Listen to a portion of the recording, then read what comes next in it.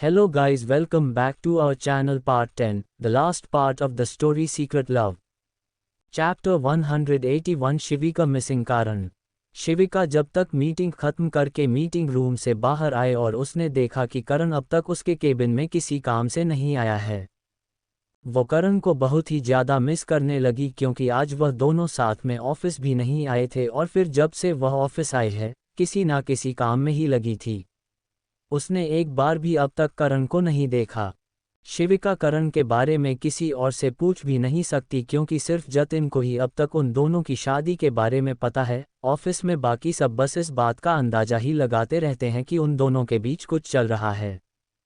वैसे तो शिविका और करण दोनों को ही इन सारे र्यूमर्स से इतना फर्क नहीं पड़ता है, लेकिन फिर भी वह दोनों शायद अभी नहीं चाहते कि ऑफिस में इस तरह सबके सामने कुछ भी रिवील हो, तो दोनों ही अपनी तरफ से केयरफुल रहते हैं। आखिर शिविका ने सोचा कि वह करण को ही कॉल कर लेती है और फिर वो अपने केबिन में जैसे ही वह एकदम अकेली हुई उसने अपना मोबाइल फ़ोन निकाला और तुरंत ही करण का नंबर डायल करने लगी। इस वक्त दोपहर के 1 बजे बज रहे हैं और ऑफिस में लंच टाइम भी होने वाला है, तो उसने सोचा था कि वो करण के साथ ही लंच करेगी। ये सोचकर उसने जैसे ही करण का नंबर डायल किया, दूसरी तरफ से थोड़ी ही देर में करण ने कॉल रिसीव भी कर ली। तो शिविका उसके कॉल रिसीव करते ही तुरंत बोली, हाँ कहाँ हो करण, तुम ऑफिस में कहीं नज़र नहीं आ रहे। क्यों तुम्हारी नज़रें मुझे ही ढूंढ रही है क्या? इतना भी मिस मत करो मुझे बॉस, करण ने जानबूझकर उसे छेड़ते हुए कहा।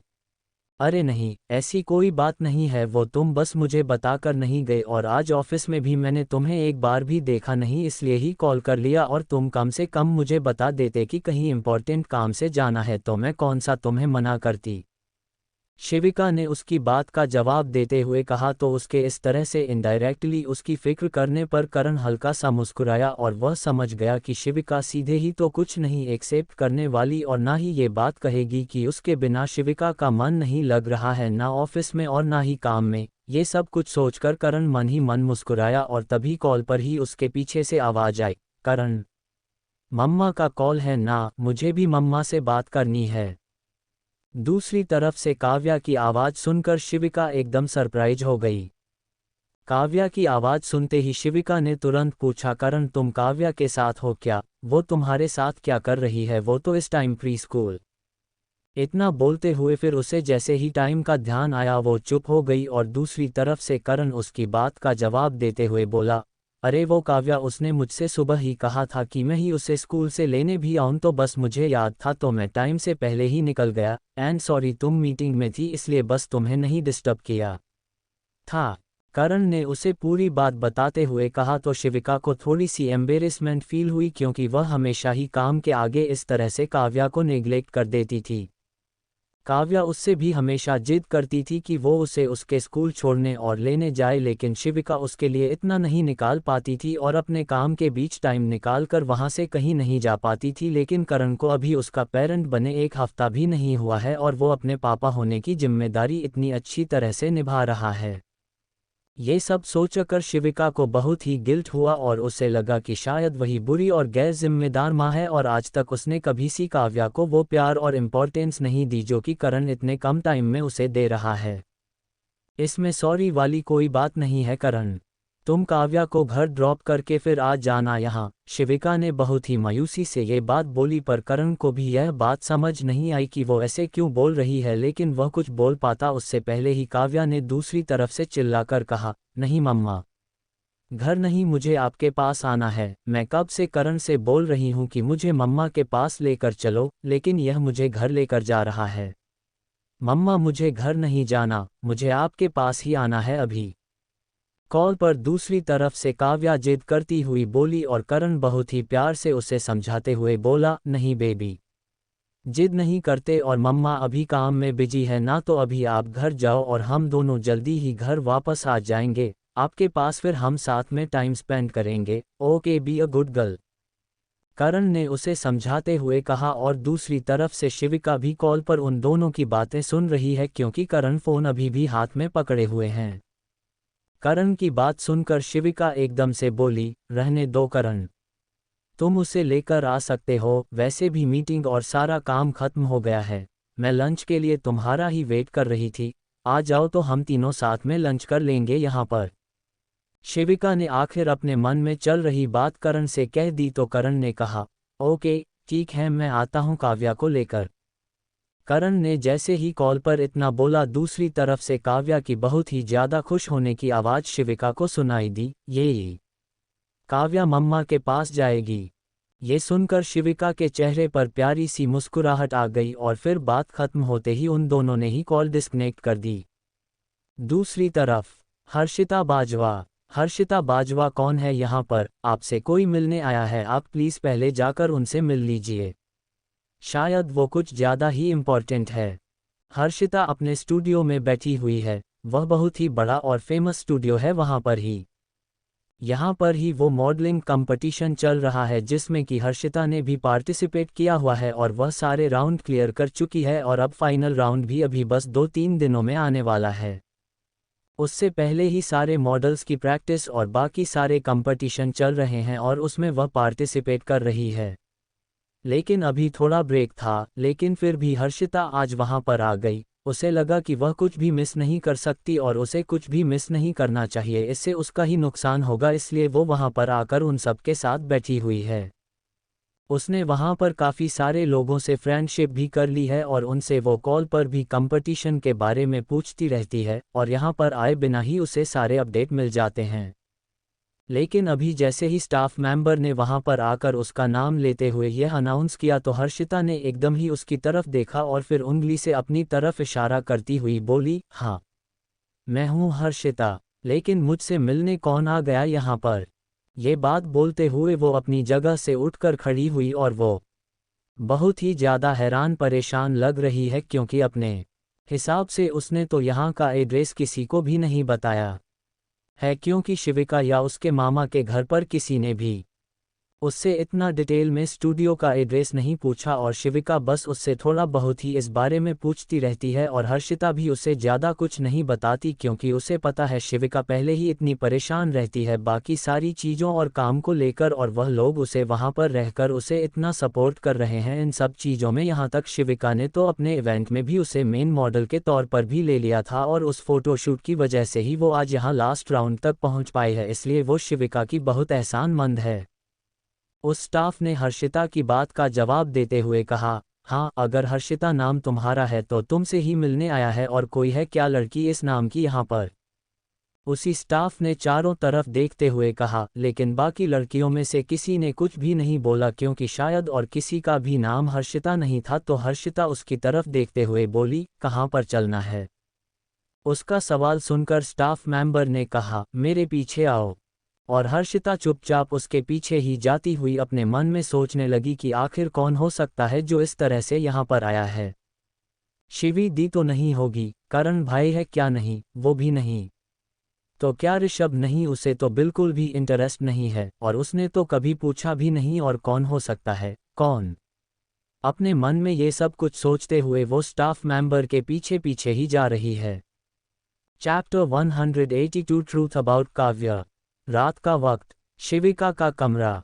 अभी वह अपने रूम में ही बैठी हुई अपने ऑफिस का कुछ काम पूरा कर रही है और आज वह काव्या के पास उसे सुलाने भी नहीं गई क्योंकि करण ने कहा है कि वह काव्या को सुला देगा और आज शिविका को करण से एक ज़रूरी बात भी करनी है, इसलिए ही आज उसने अपने कमरे में ही सोने का प्लान बनाया और वो करण के रूम में वापस आने का वेट कर रही थी। लेकिन अभी तक वह वापस नहीं आया तो शिविका को जब तक जागना है, इसलिए वह अपना लैपटॉप लेकर बैठ गई और ज्वेलरी के जो डिज़ाइन उसे फाइनल करने हैं वह चेक करने लगी।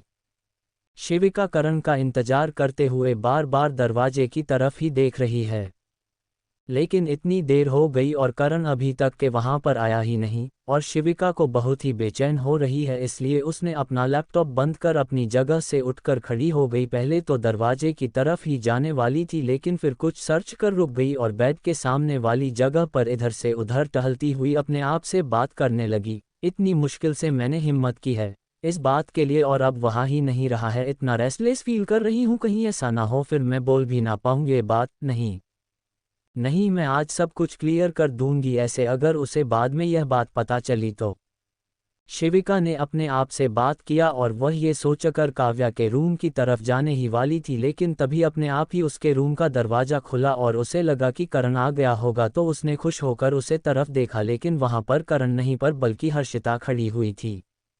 हर्षित को सामने देखकर शिविका थोड़ी सी कंफ्यूज हो गई, क्योंकि वह इस तरह इतनी रात को उससे बात करने के लिए नॉर्मली तो नहीं आती है, लेकिन आज आई हुई है तो उसे लगा जरूर कोई बड़ी बात होगी।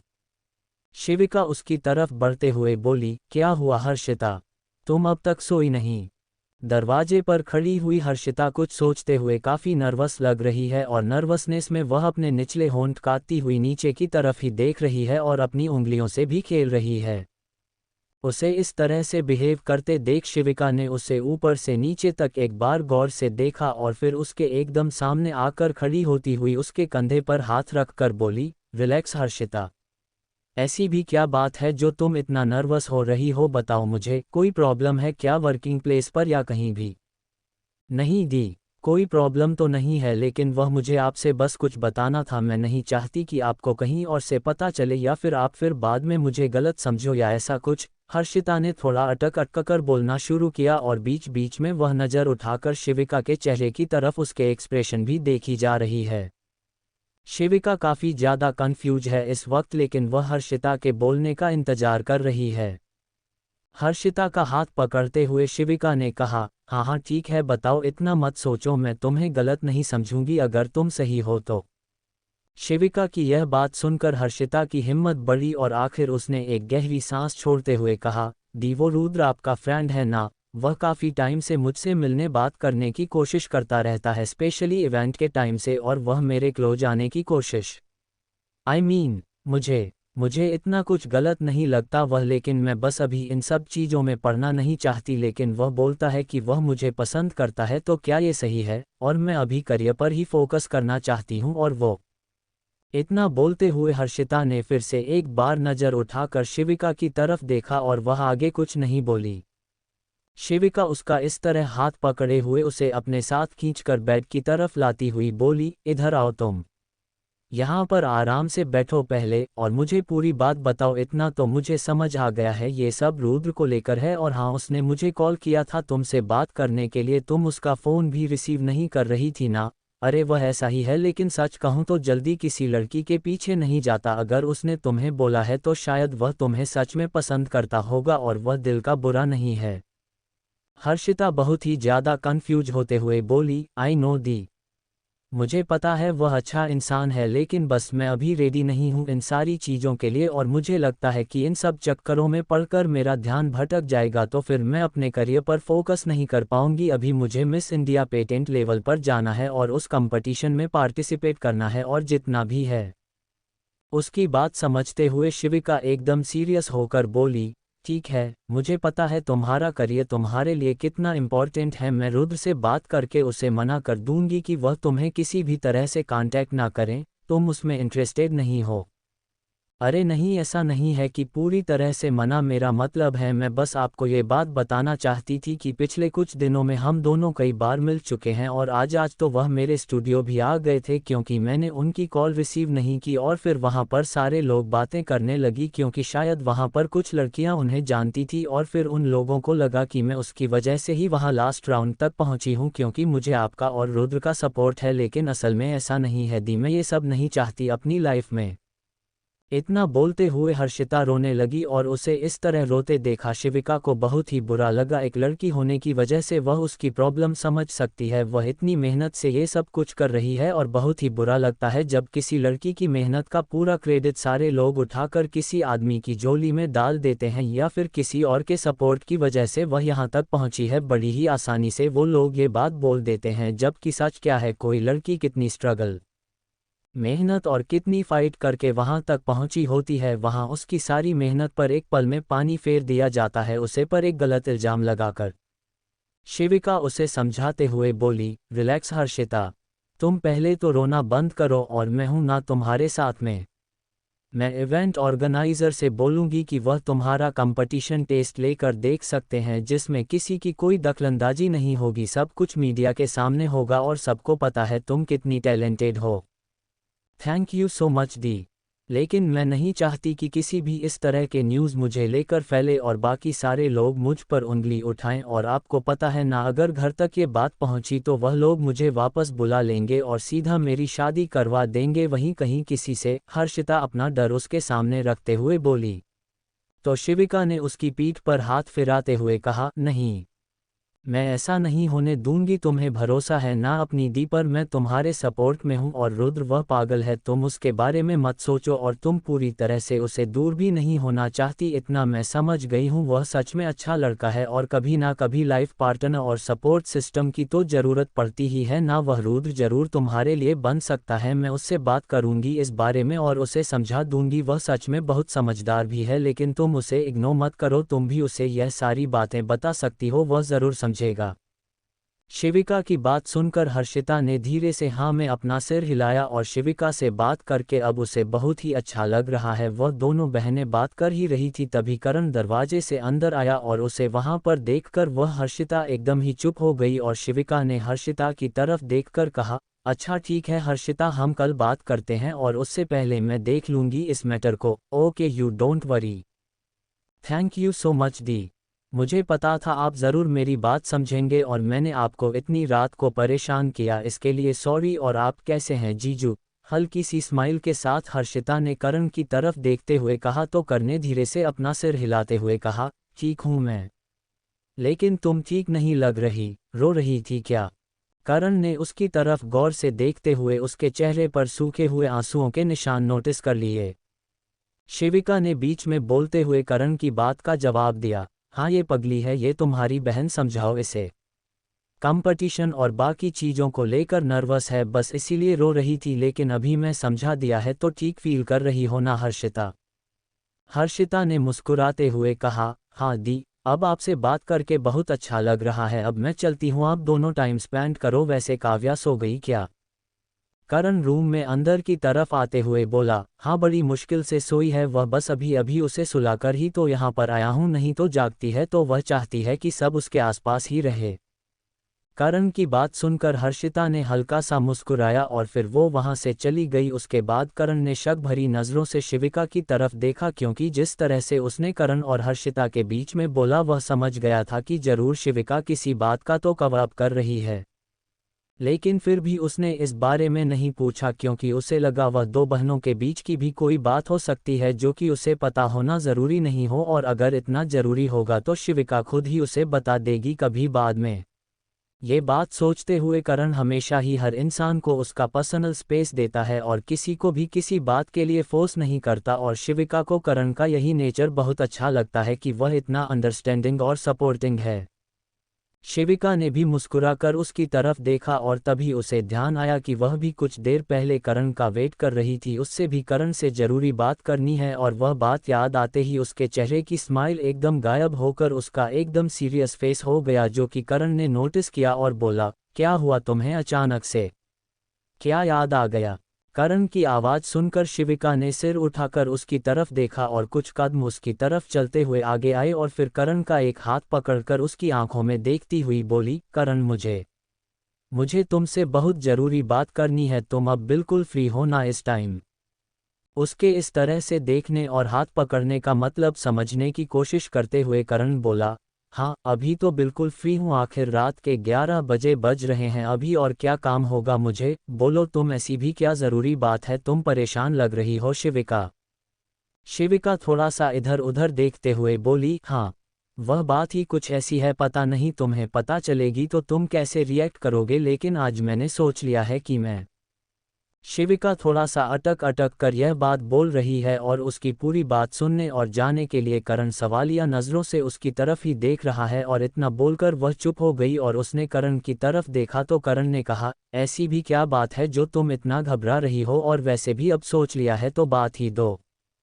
करण की यह बात सुनकर शिविका ने अपनी आंख बंद करते हुए गहरी सांस दिया, और फिर दोबारा से उसने अपनी आंख खोली और करण की तरफ देखते हुए एक सांस में ही पूरी बात बोल दी, करण वो काव्या, मुझे तुम्हें पूरा सच बताना है काव्या के बारे में, असल में वो मेरी बेटी है। Chapter 183 she is my daughter. Karan के इस तरह से मुस्कुराकर लापरवाही से यह बात बोलने पर शिविका थोड़ा सा किलस गई और अपने दांत पीसते हुए गुस्से से उसने करण की तरफ देखा, क्योंकि वह इस वक्त एकदम सीरियस बात कर रही थी। लेकिन करण इस बात को बिल्कुल भी सीरियसली नहीं ले रहा, वह काफ़ी मजाक के और हल्के मूड में लग रहा है। करण प्लीज़ मेरी बात ध्यान से सुनो, मैं बिल्कुल भी मजाक के मूड में नहीं हूँ और अब तक तुम्हें जो भी पता था काव्या के बारे में वह सच नहीं है। मैं हमारी शादी, हमारे रिश्ते की शुरुआत झूठ से नहीं करना चाहती, इसलिए मैंने तुम्हें ये सच बताने का फैसला किया है।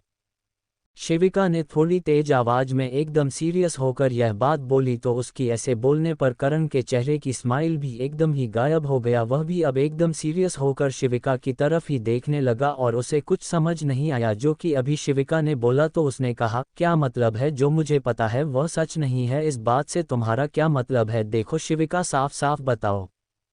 हाँ, मैं तुम्हें सब कुछ साफ और सच ही बताना चाहती हूँ, तुम बस ध्यान से मेरी बात सुनना, प्लीज़ ओवर रिएक्ट मत करना। कैसे समझाऊँ मैं तुम्हें? देखो काव्या, वह असल में वो मेरी ही बेटी है, वह मेरी बेस्ट फ्रेंड की बेटी या फिर अडॉप्टेड नहीं है। मुझे पता है तुम्हें पहले यही बताया गया था और पापा ने तुम्हें ये बताया, लेकिन सच कहूँ तो उन्हें भी मैंने ये सच नहीं बताया है और उन्हें भी यही बात पता है। मैं सबसे झूठ बोला, सबको धोखे में रखा, यहाँ तक अपनी बेटी जो कि मेरी अपनी बेटी है, खुद मैंने उसे पैदा किया, लेकिन फिर भी मुझे उसकी एक झूठी पहचान बनानी पड़ी, सबको धोखा देना पड़ा। मैं बहुत बुरी इंसान हूँ, बहुत बुरी मन, बहुत बुरी पत्नी, कोई रिश्ते को संभाल नहीं पाई मैं। इतना बोलते हुए शिविका अपना सिर पकड़कर वहां पर ही बैठ गई और उसे इस तरह से सर पकड़ बैठते हुए देखकर करण भी तुरंत ही उसके पास बैठ गया।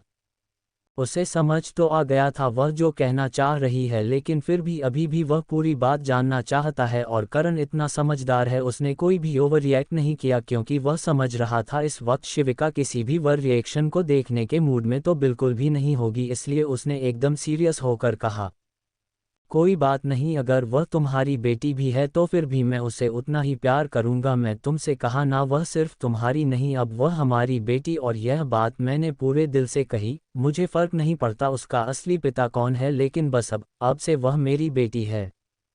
करण ने यह बात इतनी आसानी से बोल दी जिसे कि खुद शिविका इतने टाइम से एक्सेप्ट नहीं कर पा रही है और उसे ये सब नहीं पता था कि सच जानने के बाद करण कैसा रिएक्ट करेगा, इसलिए वह एकदम हैरानी से अपना चेहरा उठाकर और आंखें बड़ी करके उसकी तरफ ही देखने लगी और उसके मन में करण के लिए इज्जत बढ़ गई क्योंकि उसे समझा खुद नहीं आ रहा था कि यह बात वह उसे कैसे बताएं, लेकिन करण ने तो उसके लिए जैसे सब कुछ एकदम ही आसान कर दिया। शिविका को इस तरह से अपनी तरफ देखते हुए पाकर करण ने उसका हाथ अपने हाथों में लेते हुए कहा, ऐसे क्या देख रही हो?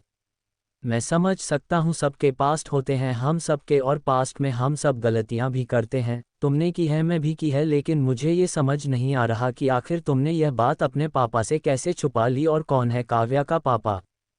क्या तुम्हारा कोई एक्स, आई मीन तुम्हारा एक्स बॉयफ्रेंड या फिर तुम्हारा लवर?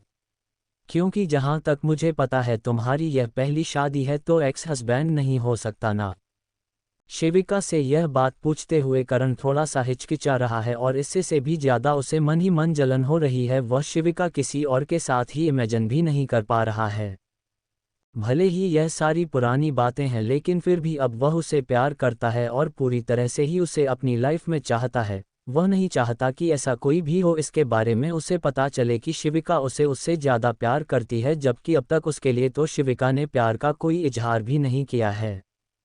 इसलिए करण को मन ही मन थोड़ी इनसिक्योरिटी भी महसूस हुई, लेकिन फिर भी उसने इस बात पर ज़्यादा ध्यान नहीं दिया और वह भी शिविका से जवाब सुनने के इंतजार में वो वहाँ पर बैठा हुआ है। तभी शिविका ने एक गहरी सांस लेकर बोलना शुरू किया, नहीं, वह मेरा कोई बॉयफ्रेंड या कोई लवर नहीं था, वह बस एक वन नाइट स्टैंड था, मेरी लाइफ की इकलौती सबसे बड़ी गलती। लेकिन काव्या के इस दुनिया में आने के बाद से मैं उसे गलती नहीं मानती, क्योंकि उसकी वजह से ही मुझे अपनी प्रिंस मिली, इतनी प्यारी सी मेरी बेटी जो अब मेरे जीने की वजह है, और उसके बिना मैं अपनी लाइफ इमेजिन भी नहीं कर सकती।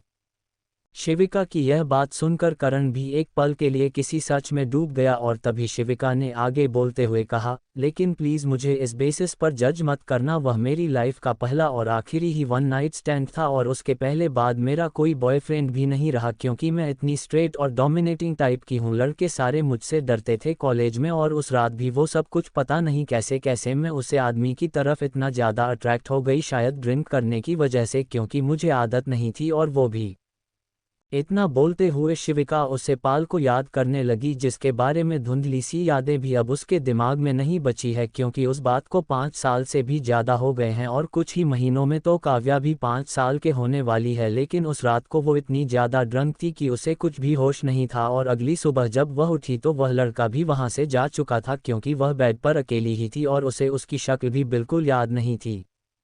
शिविका की यह बात सुनकर करण थोड़े से गुस्से में आ गया, और थोड़े से गुस्से में वह सब सोचते हुए करण ने अपने हाथों की मुट्ठियां कसकर बांध ली, और तभी शिविका ने उसके कंधे पर हाथ रखते हुए कहा, क्या सोच रहे हो? वह कोई भी नहीं था। कुछ भी नहीं, वह मैंने कहा ना, बस एक गलती थी, और मैंने कभी भी वैसे कोई गलती नहीं दोहराई। लेकिन उसके बाद से मैं बहुत ज़्यादा केयरफुल रहने लगी और उस शख्स से दोबारा लाइफ में कभी भी नहीं मिल पाई, क्योंकि मुझे उसका चेहरा, नाम कुछ भी याद नहीं है। पता नहीं हमने एक दूसरे का नाम पूछा भी था या नहीं। शिविका के फिर से सफाई देने के बाद करण थोड़ा सा नॉर्मल होते हुए बोला, नहीं, मैं तुम्हें जज नहीं कर रहा हूँ, लेकिन मैं बस ये सोच रहा हूँ कि तुम्हें देखकर मैंने कभी भी नहीं सोचा था कि तुमने भी कभी वन नाइट स्टैंड किया होगा। और काव्या असल में तुम्हारी बेटी है, क्योंकि तुम कहीं से भी एक बच्चे की माँ नहीं लगती, मतलब वह भी 5 साल की बच्ची की, कोई भी नहीं कहेगा। करण की यह बात, जो कि थोड़े कम्प्लीमेंट की तरह थी, उसे सुनकर शिविका को समझ नहीं आया कि वह इस बात पर खुश हो या फिर मायूस। वह एक गहरी ठंडी सांस छोड़ते हुए बोली, मैं 21 की भी नहीं थी जब मुझे मेरी प्रेगनेंसी के बारे में पता चला, और इसी बीच मुझे बिजनेस कोर्स के लिए लंदन भी जाना था, और मैंने यह बात पापा को नहीं बताई, और मेरी एक फ्रेंड भी वहां पर बन गई थी, और उसके बारे में मैं पापा को और सबको बताती रहती थी। इसलिए जब काव्या पैदा हुई तो मैंने उसका नाम लगाकर ही झूठ बोल दिया घर में, पापा को झूठी कहानी सुनाई, क्योंकि मैं अपने पापा का सामना नहीं कर सकती थी उन्हें ये बात कर आखिर क्या सफाई देती मैं उन्हें। हाँ ठीक है, मैं समझ सकता हूँ, चलो सो जाते हैं, मुझे नींद आ रही है। करण ने बस इतना कहा और फिर वह शिविका के सामने से उठकर बैठकर एक साइड पर जाकर लेट गया। उसका ऐसा रिएक्शन देखकर शिविका एकदम हैरान रह गई। Chapter 184 cold reaction. वह एक गहरी ठंडी सांस छोड़ते हुए बोली, मैं 21 की भी नहीं थी जब मुझे मेरी प्रेगनेंसी के बारे में पता चला, और इसी बीच मुझे बिजनेस कोर्स के लिए लंदन भी जाना था, और मैंने यह बात पापा को नहीं बताई, और मेरी एक फ्रेंड भी वहां पर बन गई थी, और उसके बारे में मैं पापा को और सबको बताती रहती थी। इसलिए जब काव्या पैदा हुई तो मैंने उसका नाम लगाकर ही झूठ बोल दिया घर में, पापा को झूठी कहानी सुनाई, क्योंकि मैं अपने पापा का सामना नहीं कर सकती थी उन्हें ये बात कर आखिर क्या सफाई देती मैं उन्हें। ये सब बोलते हुए शिविका बहुत ही ज्यादा गिल्ट में लग रही है और उसकी आंखों में आंसू भी भर आए हैं। हाँ ठीक है, मैं समझ सकता हूँ, चलो सो जाते हैं, मुझे नींद आ रही है। करण ने बस इतना कहा और फिर वह शिविका के सामने से उठकर बैठकर एक साइड पर जाकर लेट गया। उसका ऐसा रिएक्शन देखकर शिविका एकदम हैरान रह गई, क्योंकि उसे करण की तरफ से ऐसे रिएक्शन की उम्मीद नहीं थी। उसे लगा था इतनी बड़ी बात है, वह कुछ तो हैरान होकर बोलेगा या फिर उससे और सवाल करेगा, लेकिन करण ने ऐसा कुछ भी नहीं किया। उसके ऑपोजिट उसका रिएक्शन एकदम ही ठंडा था, और उसे ऐसा लग रहा था जैसे कि उसे इस बात से कोई भी फर्क ना पड़ता हो, या फिर शायद उसे ये सब कुछ पहले से पता हो। लेकिन इन दोनों में से ही कुछ नहीं था। करण को फर्क पड़ रहा था, लेकिन वो बस दिखाना नहीं चाहता था, और मन ही मन वो खुद को यह समझा रहा था कि वह सब पुरानी बातें हैं और अब वह दोनों हस्बैंड वाइफ है। इतना सोचते हुए उसने अपनी आंखें बंद कर ली। तभी उसे अपनी चेस्ट पर थोड़ा सा भार फील हुआ, और उसने आंखें खोलकर देखा तो उसके बगल में बैठी हुई शिविका उसके चेस्ट पर हाथ रखकर उसकी तरफ ही देख रही थी। करण ने उसे इस तरह अपनी तरफ देखते हुए पाकर पूछा, क्या हुआ? करण प्लीज इस तरह से बर्ताव मत करो। अगर तुम मुझसे नाराज हो तो तुम अपनी नाराजगी दिखा सकते हो, या फिर मुझ पर गुस्सा भी कर सकते हो। ये इतनी बड़ी बात छुपाए रखने के लिए मुझे पता है मेरी गलती है। शायद मुझे तुम्हें पहले ही यह बात बता देना चाहिए था, लेकिन तब हमारे बीच की सिचुएशन अलग थी और मैं यह शादी भी नहीं करना चाहती थी। लेकिन जिस सिचुएशन में हमारी शादी हुई और बाकी सब तो तुम्हें पता है, और तुम पर भरोसा करने के लिए भी मुझे टाइम चाहिए था। लेकिन एक बात तो सच है करण, हमारा रिश्ता, हम हस्बैंड वाइफ है, और हमारा रिश्ता मैं पूरी ईमानदारी से निभाऊंगी। मेरे पास्ट को कभी बीच में नहीं आने दूंगी, क्योंकि पिछले 5 सालों से आज तक वह कभी मेरी लाइफ में लौटकर नहीं है। मुझे पूरा यकीन है वह कभी आएगा, कभी नहीं, क्योंकि हमारे पीछे सब कुछ भी नहीं था। वह बस एक रात की ही बात थी, जो उस रात ही शुरू होकर वहीं खत्म हो गई। करण ने हल्के से उसके गाल पर हाथ रखकर उसकी आंखों में देखते हुए कहा, हाँ मुझे पता है शिविका, तुम्हें सफाई देने की जरूरत नहीं है, लेकिन सच में रात काफ़ी हो चुकी है, हमें सो जाना चाहिए, कल जल्दी ऑफिस भी जाना है, तुम्हें पता है ना वह न्यू कंपनी से जो डील है। करण के इस तरह से आंखों में देखकर यह बात बोलने पर शिविका को पता नहीं क्यों बहुत ही राहत महसूस हुई और उसे ऐसा लगा जैसे उसके दिल से कोई बहुत भारी सा बोझ उतर गया है। हाँ, सब पता है मुझे और तुमने सारी प्रिपरेशन भी कर दी है, मुझे मेल सेंड कर दिया था, मैंने वह चेक भी कर लिया है, क्योंकि अभी तुम आए नहीं तो तुम्हारा इंतजार करते हुए मैंने वह सारा काम फिनिश कर लिया है, कल के लिए कुछ भी पेंडिंग नहीं है, इसलिए प्लीज़ ऐसे मत बोलो, मुझे तुम्हारा बर्ताव अजीब लग रहा है। करण, कैसे तुम इतने शांत हो सकते हो ये बात जानने के बाद कि तुम्हारी वाइफ जिससे तुमने शादी की है वह पहले ही किसी और के बच्चे की माँ बन चुकी है, और यहाँ तक मैं वर्जिन भी नहीं हूँ क्योंकि मैं प्रेग्नेंट हो चुकी हूँ, और तुम्हारे कितने सपने होंगे ना ये सारे। इतना बोलते हुए शिविका ने अपना सिर नीचे झुका लिया तो करण उसकी बातें सुनकर एकदम ही अपनी जगह पर उठकर बैठ गया और उसने शिविका का हाथ अपने हाथों में लेते हुए कहा, शिविका सच में तुम मेरे बारे में ऐसा सोचती हो, तुम्हें मैं इतनी चिप माइंडसेट का आदमी लगता हूँ क्या, और मैंने जो कुछ भी कहा वह सब एकदम सच है। हाँ, मुझे थोड़ा सा बुरा लगा ये सोचकर कि पहले मुझसे पहले भी तुम्हारी लाइफ में कोई और था, लेकिन जैसा कि तुमने कहा कि उसके लिए तुम्हारे मन में कोई फीलिंग नहीं थी और ना ही उसके मन में तुम्हारे लिए, तो मुझे फिक्र करने की कोई ज़रूरत नहीं है ना।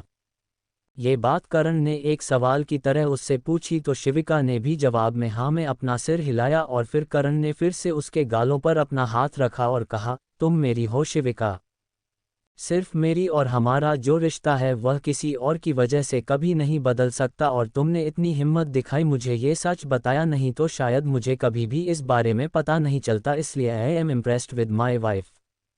इतना बोलते हुए उसने हल्का सा झुककर शिविका के माथे पर चूमा, और उसके इस तरह से चूमने पर शिविका को भी बहुत राहत महसूस हुई और उसने खुलकर मुस्कुराया, और फिर वह दोनों एक साथ ही वहां बेड पर लेट गए और करण के करीब आते हुए शिविका ने उसके एक हाथ पर अपना सर रखा और फिर करवट होकर उसके सीने में अपना सिर छिपाती हुई उसने आंखें बंद कर ली।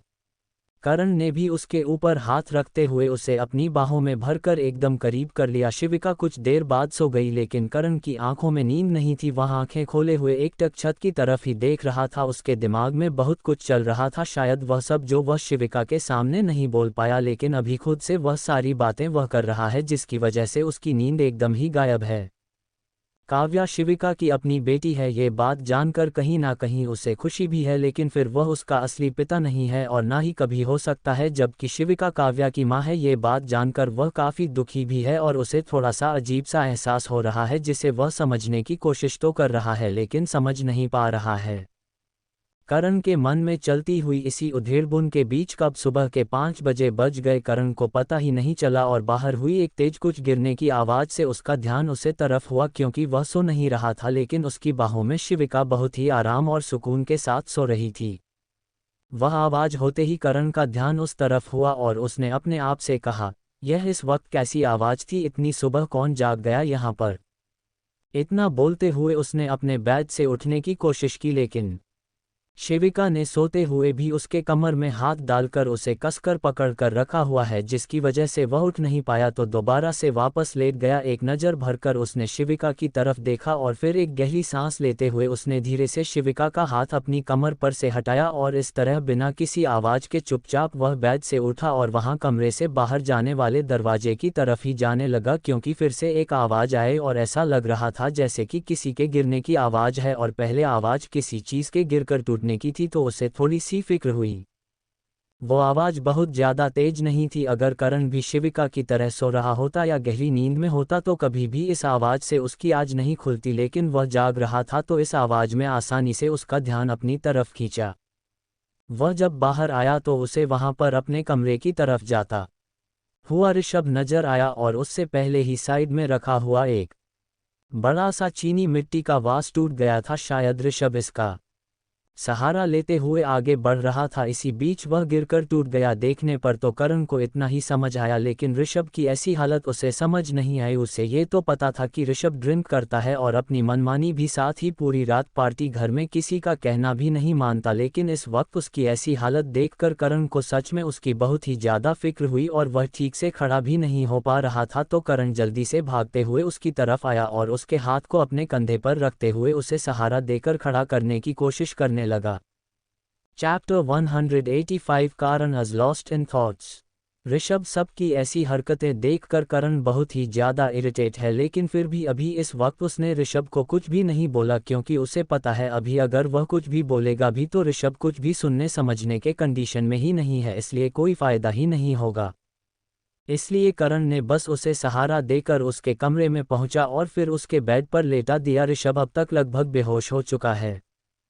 करण ने उसके पैरों से उसके जूते निकले और फिर उसको पैरों को सीधा करके करण ने उसे बेड पर लेटा दिया। फिर एक नज़र बेबसी से उसकी तरफ देखा और बोला, पता नहीं क्यों तुम ऐसा करते हो Rishabh. I don't know, but इसके पीछे ज़रूर कुछ ना कुछ बड़ा रीज़न होगा, क्योंकि ऐसे ही तो तुम ऐसा कुछ नहीं करोगे। इतने तो समझदार हो, यह मैं अब तक समझ चुका हूँ, लेकिन फिर भी तुम्हें ऐसा नहीं करना चाहिए। शिविका की लाइफ में पहले ही इतनी प्रॉब्लम है और वह सब कुछ अकेले झेलती है। तुम तक कोई बात वह आने भी नहीं देती, लेकिन फिर भी तुम हमेशा उसे टेकन फॉर ग्रांटेड लेते हो, ये बिल्कुल भी सही नहीं है। वहीं पर खड़े होकर ऋषभ की तरफ देखते हुए करण ने ये सब कुछ कहा, लेकिन उसकी बात सुनने के लिए ऋषभ होश में भी नहीं है।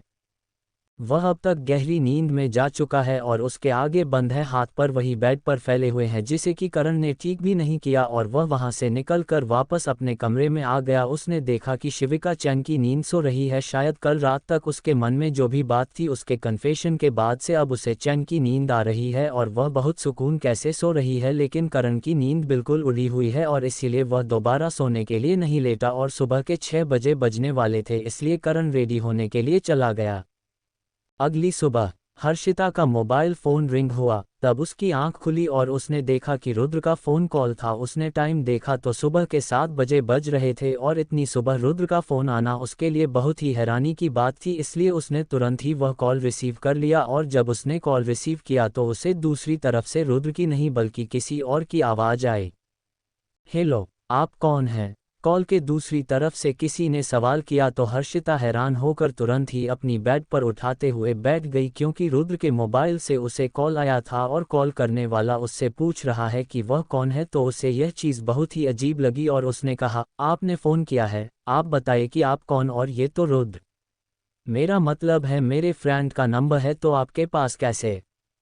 हर्षिता रुद्र की आवाज़ अच्छी तरह से पहचानती है, इसीलिए जब किसी और ने दूसरी तरफ से बोला तो वह पहचान गई कि भले ही ये रुद्र का नंबर है लेकिन उसकी आवाज़ नहीं है, और इसीलिए उसने ये सवाल किया।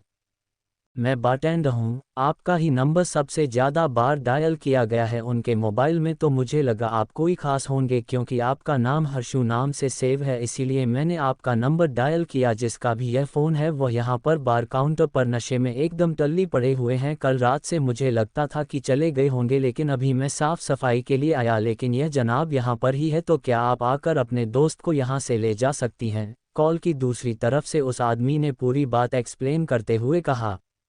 क्या इतनी ज़्यादा ड्रिंक की हुई है उसने? क्या उसके साथ और कोई भी नहीं है? हर्षिता ने कॉल पर बात कर रहे उस आदमी से पूछा।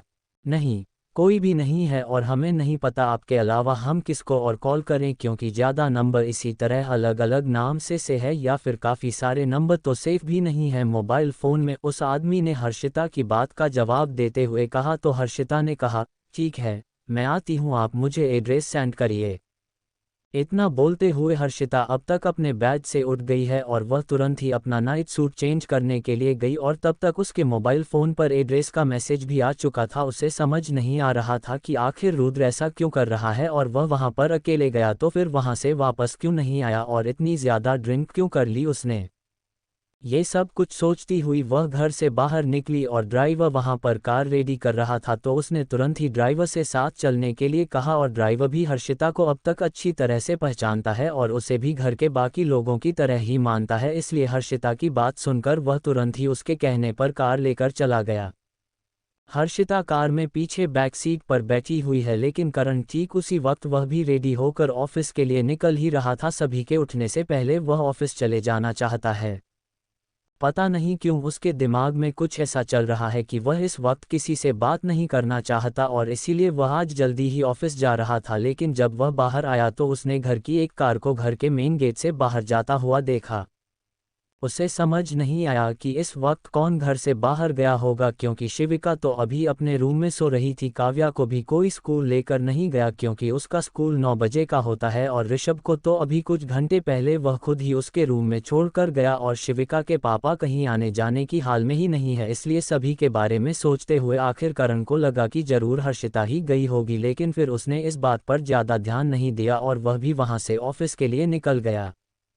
लगभग 8 बजे काव्या को ज्योति ने स्कूल के लिए रेडी कर दिया है लेकिन वह करण और शिविका को ढूंढ रही है क्योंकि अभी सुबह जब उसकी आंख खुली तब भी करण या शिविका में से कोई भी उसके पास सोया हुआ नहीं था। इसलिए वह उन दोनों के पास जाने की जिद करने लगी लेकिन ज्योति ने जैसे तैसे उसे यह बोलकर समझाया कि वह रेडी होकर जाएगी तो फिर वह उसकी मम्मा उससे मिलेगी और इसीलिए काव्या जल्दी से तैयार हो गई। लेकिन अभी भी शिविका वहां पर नहीं है तो वह खुद ही शिविका के कमरे की तरफ भागती हुई आई।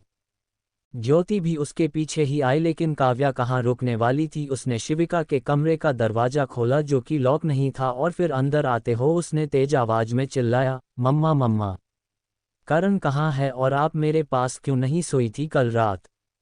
आपको पता है ना काव्या को मम्मा के पास ही सोना होता है। काव्या की आवाज़ सुनकर बेड पर लेटी हुई शिविका की आंख खुली और आंख खुलते ही उसने सामने खड़ी काव्या को देखा जो कि मुंह बनाकर उसकी तरफ देख रही थी। तो शिविका ने उसका हाथ पकड़कर उसे अपनी तरफ ही खींचा और प्यार से उसके गाल पर चूमते हुए कहा, सॉरी बेबी, वो मम्मा ना कल रात यहाँ पर ही सो गई थी काम करते करते, और तुम्हें तो करण ने सुला दिया था ना, अभी वो भी तुम्हारे पास नहीं है क्या? शिविका को करण वहां पर अपने रूम में नहीं दिख तो उसे यही लगा था कि वह जरूर काव्या के पास ही चला गया होगा रात को या फिर सुबह, क्योंकि करण को भी पता है जब काव्या सोकर उठती है और उसे करण शिविका में से कोई अपने आसपास नहीं दिखता है तो वह इसी तरह से रोने चिल्लाने लगती हैं। काव्या ने नहीं में अपना सिर हिलाकर कहा, नहीं मम्मा, करण भी नहीं है। कहाँ है वो तो यहाँ पर भी नहीं है। काव्या ने इधर उधर देखते हुए शिविका से पूछा। शिविका को खुद भी नहीं पता था कि करण कहाँ पर है तो वह भला काव्या की बात पर क्या जवाब देती। उसे लगा कि शायद करण नीचे हो गया फिर बाथरूम में, लेकिन फिर उसने वॉशरूम में देखा वहां पर भी करण नहीं था और ज्योति ने बताया कि नीचे भी करण नहीं है। तो फिर शिविका थोड़ी सी उसके लिए परेशान हो गई और उसने काव्या से कहा, बेबी आप ज्योति दीदी के साथ स्कूल जाओ और ऑफिस से आने के बाद मम्मा और करण दोनों आपके साथ ही सोएंगे, ओके? इतना बोलते हुए शिविका ने काव्या को समझा दिया। काव्या का मुंह तो बन गया लेकिन फिलहाल उसने शिविका की बात मान ली और ज्योति के साथ वहां से चली गई। उसके जाने के बाद शिविका तुरंत ही अपनी जगह से उठकर खड़ी हुई और उसने इधर उधर देखा तो करण का मोबाइल फ़ोन भी वहां पर रूम में नहीं था। इसलिए वह समझ गई कि करण वहां पर नहीं है, वो कहीं चला गया है, लेकिन कहाँ? उसने टाइम देखा तो 9 बजे बजने वाले थे। इतनी जल्दी तो वह भी ऑफिस नहीं जाता है, 10 बजे तक ही वो भी ऑफिस पहुंचती है। तो फिर उसे यह नहीं लगा था कि करण ऑफिस चला गया होगा, लेकिन फिर भी उसने सोचा कि एक बार उसके पास कॉल कर लेती है। इतना सोचते हुए उसने अपना मोबाइल फ़ोन उठाया तो देखा उस पर पहले से ही करण का मैसेज था और उसने ये लिखा हुआ था, मैं जल्दी ऑफिस जा रहा हूँ, कल का पेंडिंग काम पूरा करना है, तुम टाइम से आ जाना। बस इसके अलावा मैसेज में और कुछ भी नहीं था। शिविका को थोड़ा सा अजीब लगा कि करण इस तरह से इतनी जल्दी क्यों चला गया, लेकिन फिर उसने सोचा कि शायद होगा कोई ज़रूरी काम बचा हुआ होगा और आज मीटिंग भी थी। इसलिए शिविका भी जल्दी जल्दी रेडी होने लगी और फिर उसने अपने पापा के साथ ब्रेकफास्ट किया, कुछ देर उनसे बात की, फिर उनकी फिजियोथेरेपिस्ट और केयरटेकर से भी बातचीत की और उन्हें अपने पापा का ध्यान रखने के लिए बोला और 10 बजे बजने से पहले वह भी आखिर ऑफिस के लिए निकल गई। हर्षिता उसे आज वहां पर नहीं दिखी, लेकिन इस वक्त उसे हर्षिता का ध्यान भी नहीं था। उसका पूरा ध्यान बस करण में लगा हुआ है और इसके अलावा जो कुछ भी कल रात उसने करण को बताया उसे समझ नहीं आ रही कि करण ने कोई भी रिएक्ट क्यों नहीं किया उसकी इस बात पर और सारी चीज़ों को इस तरह से हैंडल किया जैसे कि यह सब उसके लिए कोई बड़ी बात ना हो और यही सारी चीज़ शिविका को अंदर ही अंदर खाए जा रही है। वह जल्दी से जल्दी करण से इन सब बातों को लेकर सब कुछ क्लियर भी करना चाहती है, लेकिन उसे पता है आज ऑफिस में भी उसे वहां पर इस बात को लेकर बात करने का कोई भी मौका नहीं मिलने वाला, लेकिन फिर भी कम से कम करण उसकी आंखों के सामने रहेगा तो उसके एक्शन और बर्ताव से ही कुछ ना कुछ तो वो समझ ही जाएगी। Chapter 186 stuck in the bar. Harshita वहां पर उस बार में पहुंची जहां का एड्रेस उस आदमी ने हर्षिता को मैसेज किया था। वो जगह काफ़ी ज़्यादा महंगी और हाई क्लास थी, एक ऐसी जगह जहां पर हर्षिता आज तक कभी भी नहीं गई, भले ही वह एक डिस्को और डांस बार था जो कि रात में ही ज़्यादा गुलजार रहता है। इस वक्त वहां पर बिल्कुल ही सन्नाटा था और कोई भी नज़र नहीं आ रहा, लेकिन फिर भी वह इतना खूबसूरत और अच्छा बना हुआ था कि हर्षिता वहां पर अंदर जाने से पहले एक बार को हिचकिचा रही थी। क्या करूं, मैं जाऊं या फिर नहीं जाऊं, क्योंकि बिल्कुल भी ठीक नहीं लग रहा मुझे यहाँ पर जाने से पहले, अच्छी फीलिंग भी नहीं आ रही। ये बात सोचते हुए हर्षिता उसे भर के एंट्री गेट के पास खड़ी है और कार भी वहां पर उसने सड़क के दूसरे साइड पर रुकवा दी थी और खुद वहां से अकेले ही इस साइड पर आई है। लेकिन फिर उसने अपने आप से बात करते हुए कहा, अब यहाँ तक आ गई हूँ तो अंदर जाकर एक बार देख भी लेती हूँ।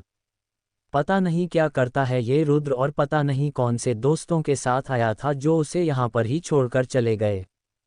अपने आप में ही यह सब बड़बड़ाते हुए हर्षिता अंदर आई। उसने अभी नॉर्मल कपड़े ही पहने हुए हैं, जीन्स और वाइट कलर का ऑफ शोल्डर क्रॉप टॉप, वो हमेशा ही ऐसे कपड़े पहनती है।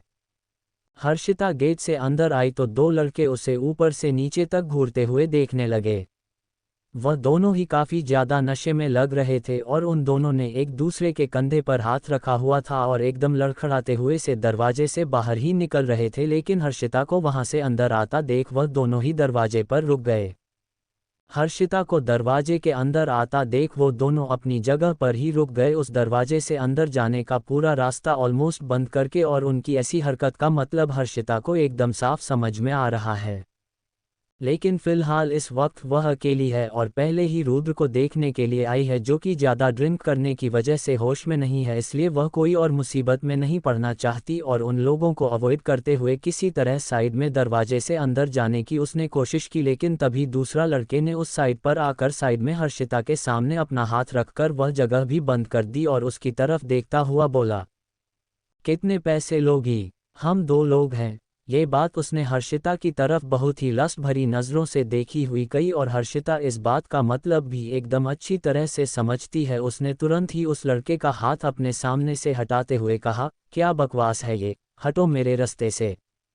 अरे दिन का वक्त है तो नखरे दिखा रही है, चल तू ज़्यादा पैसे ले लेना, दूसरे वाले लड़के ने भी वहां पर आते हुए कहा। तो हर्षिता ने गुस्से से घूरकर उन दोनों की तरफ देखा। वह बोलना तो बहुत कुछ चाहती है, लेकिन फिर उसने अपने हाथों की मुट्ठियां कसकर बांधी और अपनी आंख बंद करते हुए बोली, देखो तुम दोनों जो मुझे समझ रहे हो, मैं वह नहीं हूँ, इसलिए हट जाओ मेरे रास्ते से चुपचाप। अच्छा, वह नहीं हो तो फिर क्या हो? खुद ही बता दो, लेकिन हमें तो पसंद आ गई हो इसलिए सीधी तरह से पूछ रहे हैं, नहीं तो उठाकर भी लेकर जा सकते हैं, उस लड़के ने लगभग धमकी देते हुए कहा। तो हर्षिता की आंखें हैरानी से एकदम ही बड़ी हो गई और उसने झट से अपने सामने वाले लड़के का हाथ हटाया और तुरंत ही वहां से अंदर चली गई। वह उनकी ऐसी बात सुनकर उन लोगों के मुंह नहीं लगा चाहती और ना ही बहस करना चाहती है, क्योंकि वह नहीं चाहती ऐसा कुछ भी हो। हर्षिता जैसे ही अंदर की तरफ भागी वह दोनों लड़के भी उसके पीछे ही अंदर आए, लेकिन हर्षिता सीधे ही बार काउंटर की तरफ भाग जहां पर कुछ लोग थे और उनमें से एक के पीछे आकर खड़ी होती हुई बोली, हेल्प मी। ये लोग मेरे पीछे पड़े हैं, जबरदस्ती साथ चलने को बोल रहे हैं और यहाँ मैं अपने दोस्त के लिए आई हूँ और ये लोग। हर्षिता की आवाज़ सुनकर वहां पर मौजूद बारटेंडर और जो लोग वहां पर काम कर रहे थे उन्होंने हर्षिता की तरफ ऊपर से नीचे तक देखा और बाकी उन दोनों लड़कों को भी वहां पर आते हुए देखा। क्या है मैडम, क्यों नखरे कर रही हो? दिन का टाइम है इसलिए क्या? वैसे अगर इतनी ही प्रॉब्लम है तो इस टाइम यहाँ पर टहलना ही नहीं चाहिए था। लोग तो वही समझेंगे, उस बारटेंडर ने भी एकदम तकासा जवाब दे दिया। तो हर्षिता का मुंह हैरानी से खुला रह गया और उसे बिल्कुल भी समझ नहीं आ रहा था कि वह ये कैसे जगह पर आकर फंस गई है और क्या सच में रुद्र यहाँ पर है भी या नहीं। हर्षिता जल्दी से तुरंत ही उन लोगों से भी दूर हो गई और पीछे हटते हुए हैरानी से उनकी तरफ देखती हुई बोली, क्या बोल रहे हैं आप लोग? मैं यहाँ पर अपने दोस्त के लिए आई हूँ, किसी ने यहाँ से मुझे फ़ोन किया था और ये देखिए मैसेज भी है, मुझे मैसेज में एड्रेस बताया था यहीं का, इतना बोलते हुए हर्षिता अपना मोबाइल फ़ोन निकलने लगी। कौन सा दोस्त? चलो आज के लिए हमें ही अपना दोस्त समझ लो।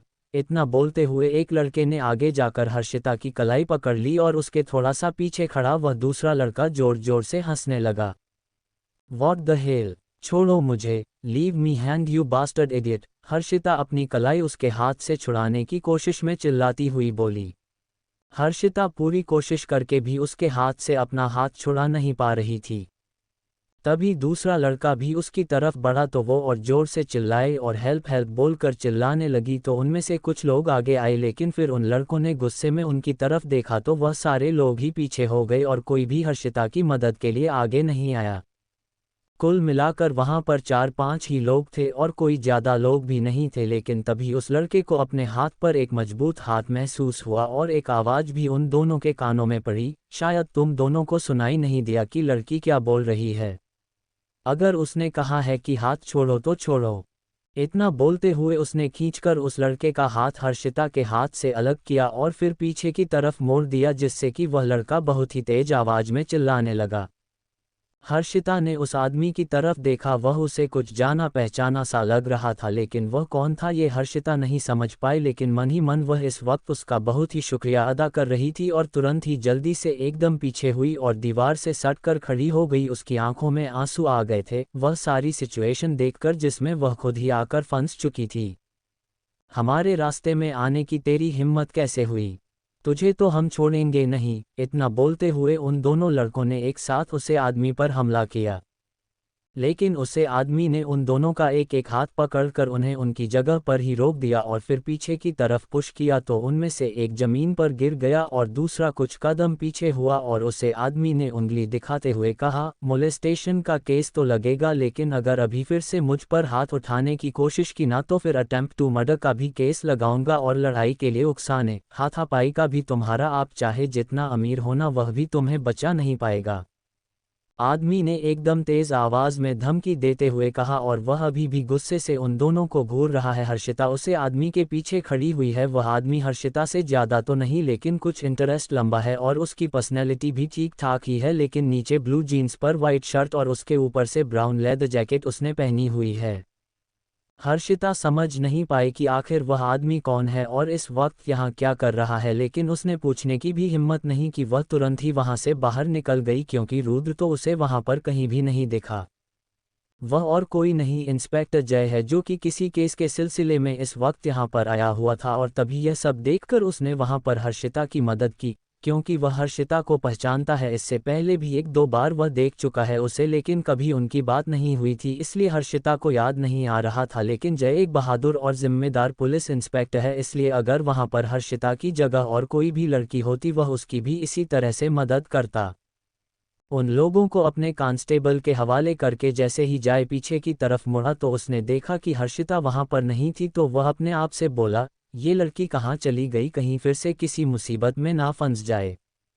इतना बोलते हुए वह भी तुरंत ही वहां उसे बाहर से बाहर निकाला, लेकिन तभी उसने हर्षिता को कार में बैठकर वहां से जाते हुए देखा। वह उसे कुछ कहना चाहता था, लेकिन फिर वह कुछ भी नहीं बोला और उन लड़कों को जीप में बिठाकर सीधा पुलिस स्टेशन के लिए निकल गया। दूसरी तरफ ऑफिस में करण शिविका से पहले वहां पर आया और वह उनकी मीटिंग की सारी तैयारी में लगा था। उनकी मीटिंग भी वहां पर नहीं होनी थी, ऑफिस के पास वाले एक बहुत ही बड़े से कैफे में एक पूरा फ्लो बुक करके वहां पर मीटिंग अरेंज की गई थी और करण वह सारी तैयारियों में ही लगा हुआ था। शिविका समझ नहीं पाई वह सच में इतना ज़्यादा बिजी है या फिर जानबूझकर उसे इग्नोर कर रहा है, क्योंकि शिविका ने कई बार उससे बात करने की कोशिश की जब वह दोनों अकेले थे, लेकिन करण ने कुछ ना कुछ काम का बहाना बना दिया। कभी उसे फाइनल प्रेजेंटेशन दिखने लगा तो कभी उसे वेन्यू का टाइम बताने लगा और इतना बोलकर वह फिर वहां से इधर उधर हो गया या फिर कोई और करण के साथ वहां पर आ गया। कुछ देर के बाद अंकिता वहां पर अंदर आए और उसने शिविका को किसी सच में डूबे हुए देखकर कहा, मैडम हमें 2 बजे से पहले वहां पहुंचना है, क्योंकि 2 बजे की मीटिंग है और नए क्लाइंट है तो हम उन्हें वेट नहीं करवा सकते। अंकिता की आवाज़ सुनकर शिविका ने नज़र उठाकर देखा और उसके आंखों में मायूसी एकदम साफ नजर आने लगी, क्योंकि उसे उम्मीद थी कि करण उसे यह बात बताने के लिए आएगा, लेकिन अंकिता आई तो वह हमें सर हिलाने के अलावा और कुछ नहीं बोल पाए और फिर उठकर खड़े होते हुए उसने टाइम देखा तो कहा, 1 बज चुके हैं। चलो हमें निकालना चाहिए, टाइम से थोड़ा पहले ही पहुंच जाएंगे तो ठीक है, अच्छा इंप्रेशन पड़ता है। इतना बोलते हुए शिविका अपना मोबाइल फ़ोन अपने कोट की जेब में रखती हुई वहां से बाहर निकली और उसके पीछे ही अंकिता भी वहां से बाहर निकली। अंकिता, जतिन, करण और शिविका 4 लोग मीटिंग के लिए जा रहे थे। शिविका जैसे ही कार के पास आई, करण पहले ही आगे आकर ड्राइवर के साथ वाली सीट पर बैठ गया, जिससे कि पीछे वाली सीट पर शिविका को अंकिता और जतिन के साथ बैठना पड़ा। वो एक साइड में आकर बैठ गई, उसके बगल में अंकिता और फिर दूसरी साइड पर जतिन ने बैठते हुए कार का दरवाजा बंद किया। लेकिन शिविका काफ़ी नाराज़गी से करण की तरफ देख रही थी और करण ने इस बीच एक बार भी नज़र उठाकर उसकी तरफ नहीं देखा। वह अपने हाथ में आईपैड पकड़े हुए था और उसमें ही कुछ देख रहा था, एकदम सीरियस होकर, इस तरह से जैसे वो कोई बहुत इंपॉर्टेंट काम कर रहा हो। करण के ऐसे बर्ताव से शिविका अब तक इरिटेट हो चुकी है और उसने कार की खिड़की पर हाथ रखते हुए कसकर पकड़ लिया और आगे लगे हुए शीशे में करण के चेहरे को देखने लगी। लेकिन करण ने इस बीच एक बार भी अपने हाथ में पकड़े हुए आईपैड से नज़रें नहीं हटाए और न ही इधर उधर किसी की भी तरफ देखा। Chapter 187 I am only your wife now. Karan और शिविका एक साथ वहां पर मीटिंग में पहुंच चुके हैं और वहां पर पहुंचने के बाद भी करण एकदम प्रोफेशनल बिहेव कर रहा है और सिर्फ जितना ज़रूरी है उतना ही शिविका से बात कर रहा है। उसके इस तरह से अजीब बर्ताव करने पर शिविका को उस पर बहुत ही ज़्यादा गुस्सा आ रहा है, लेकिन वह सबके सामने कुछ बोल भी नहीं सकती और उसे भी सिर्फ बॉस की तरह ही बिहेव करना पड़ रहा है। इसके अलावा करण को कुछ भी नहीं बोल पा रही।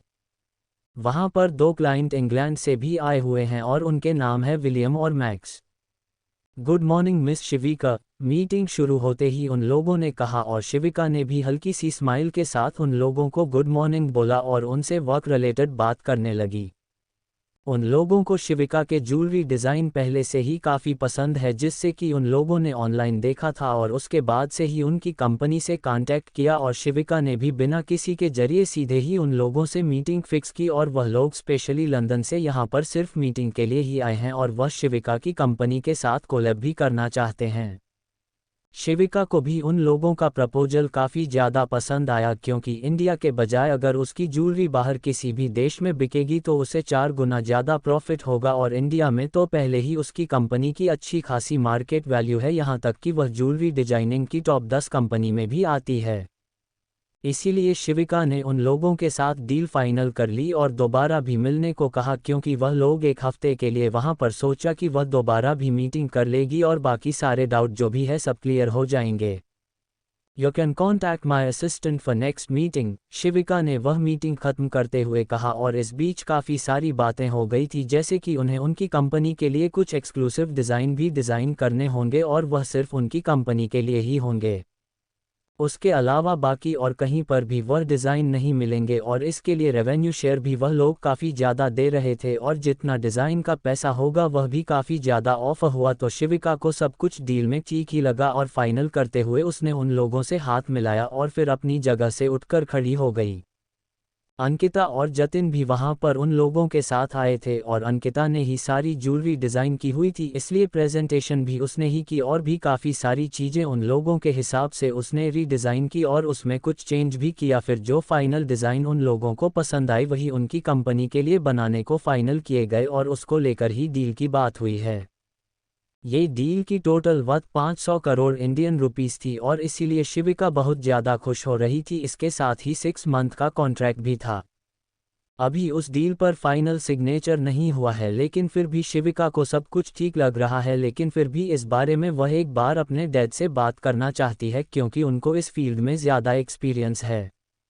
मीटिंग खत्म होने के बाद शिविका उन तीनों के साथ वहां से होटल के पार्किंग एरिया में आए और करण इस वक्त भी उनसे आगे आगे चल रहा है। तभी शिविका अपनी जगह पर ही रुक गई और उसने अपना मोबाइल फ़ोन निकाला और किसी का नंबर डायल करते हुए वहां से वापस होटल के अंदर ही चली गई।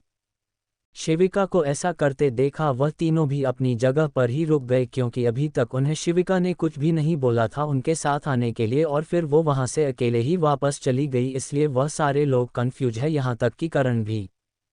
शिविका के अंदर जाते ही करण का मोबाइल फ़ोन रिंग हुआ, क्योंकि शिविका ने उसे ही कॉल किया था। हेलो मैम, क्या हुआ, आप वापस कहाँ चली गई? कुछ भूल गई थी क्या, कुछ रह गया?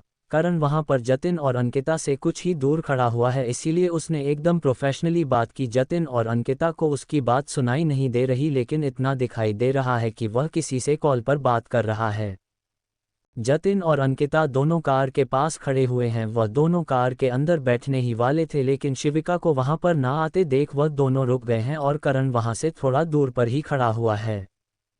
करण ने फ़ोन कॉल पर भी शिविका को मैम कहकर पुकारा तो शिविका बहुत ही ज़्यादा चिढ़ गई और गुस्से में बोली, शट अप करण, तुम्हारी वाइफ हूं मैं, मुझसे ऐसी कैजुअली क्यों बात कर रहे हो? दिमाग खराब हो गया है क्या तुम्हारा? शिविका की बात सुनकर करण ने एक पल के लिए अपनी आंख बंद की और फिर बोला, मैम, हमें वापस जाना है, हम सब यहाँ पर कार में आपका वेट कर रहे हैं। आप वापस कहाँ चली गई आपने बताया नहीं। पहले तो तुम मुझे मैम कहना बंद करो, नहीं तो मैं तुम्हें कुछ नहीं बताऊंगी, शिविका ने फिर से उसी तरह गुस्से में जिद करते हुए कहा। उसके इस तरह से जिद करने का मतलब करण को समझ नहीं आया, लेकिन फिर भी वह काफ़ी शांत रहने की कोशिश करते हुए बोला, मैम, बाकी लोग भी यहाँ पर हैं, उनके सामने मैं आपको नाम लेकर कैसे बुला सकता हूँ? और अगर आपको यहाँ पर रुकना है तो कोई बात नहीं, हम लोग वापस ऑफिस के लिए निकल जाए क्या? तुम सीरियसली मुझे यहाँ पर छोड़कर चले जाओगे? करण, शिविका ने बहुत ही ज़्यादा उम्मीद से उससे यह बात पूछी तो अब करण से भी बर्दाश्त नहीं हुआ, क्योंकि इतनी देर से किसी तरह वह प्रोफेशनली बिहेव कर रहा था और कॉल पर बात करते हुए वह वहां पार्किंग एरिया से बाहर की तरफ जाने लगा, क्योंकि वह नहीं चाहता था अगर वह शिविका का नाम लेकर बुलाए तो फिर जतिन या अंकिता में से कोई भी उसे बात करते हुए सुन ले और समझ जाए कि वह शिविका से बात कर रहा है। क्या हुआ है शिविका, तुम ऐसे क्यों बिहेव कर रही हो बच्चों की तरह? और इतना इमेच्योर, ऐसे जिद करना इतनी बड़ी कंपनी की मालकिन को सूट करता है क्या? करण ने वहां से बाहर की तरफ आते हुए यह बात बोली। अभी मैं कंपनी की मालकिन नहीं हूं, अभी मैं तुम्हारी वाइफ हूं सिर्फ, और कुछ भी नहीं, इसलिए यहां पर होटल के वेटिंग एरिया में आओ, मैं तुम्हारा वेट कर रही हूं, शिविका ने करण से कहा। करण भी उसे वहां पर अकेला छोड़कर नहीं जाना चाहता, लेकिन आखिर शिविका क्या चाहती है और ऐसा क्यों कर रही है, ये बात जानने के लिए ही उसने ऐसे पूछा था। इसके अलावा जतिन और अंकिता भी उन दोनों के साथ चलने का वहां पर वेट कर रहे हैं और उन दोनों को भी इस तरह वहां पर अकेले खड़ा नहीं छोड़ सकता। तो शिविका की बात सुनकर करण बोला, ठीक है, मैं आता हूं, लेकिन ये बताओ वह जतिन और अंकिता वह दोनों भी वहां पर रुके हैं, उन्हें क्या बोलना है? उन्हें वापस ऑफिस जाने के लिए बोल दो और बोलो कि मुझे अभी कुछ और अर्जेंट काम है जिसके लिए तुम मेरे साथ यहाँ पर रुक रहे हो और हम दोनों बाद में एक साथ ही वहाँ आ जाएंगे। शिविका ने करण की बात का जवाब दिया तो करण ने धीरे से ओके बोला और फिर कॉल डिस्कनेक्ट करते हुए वह वापस पार्किंग एरिया की तरफ आया।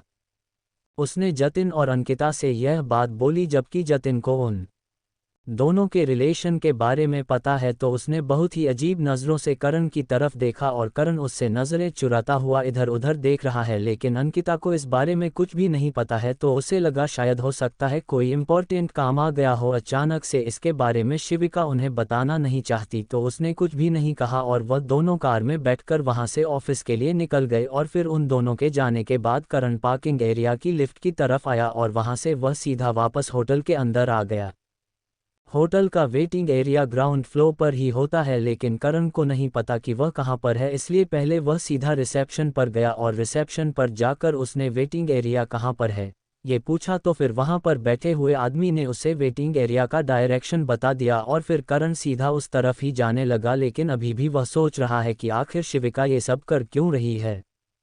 Chapter 188 I trust you the most.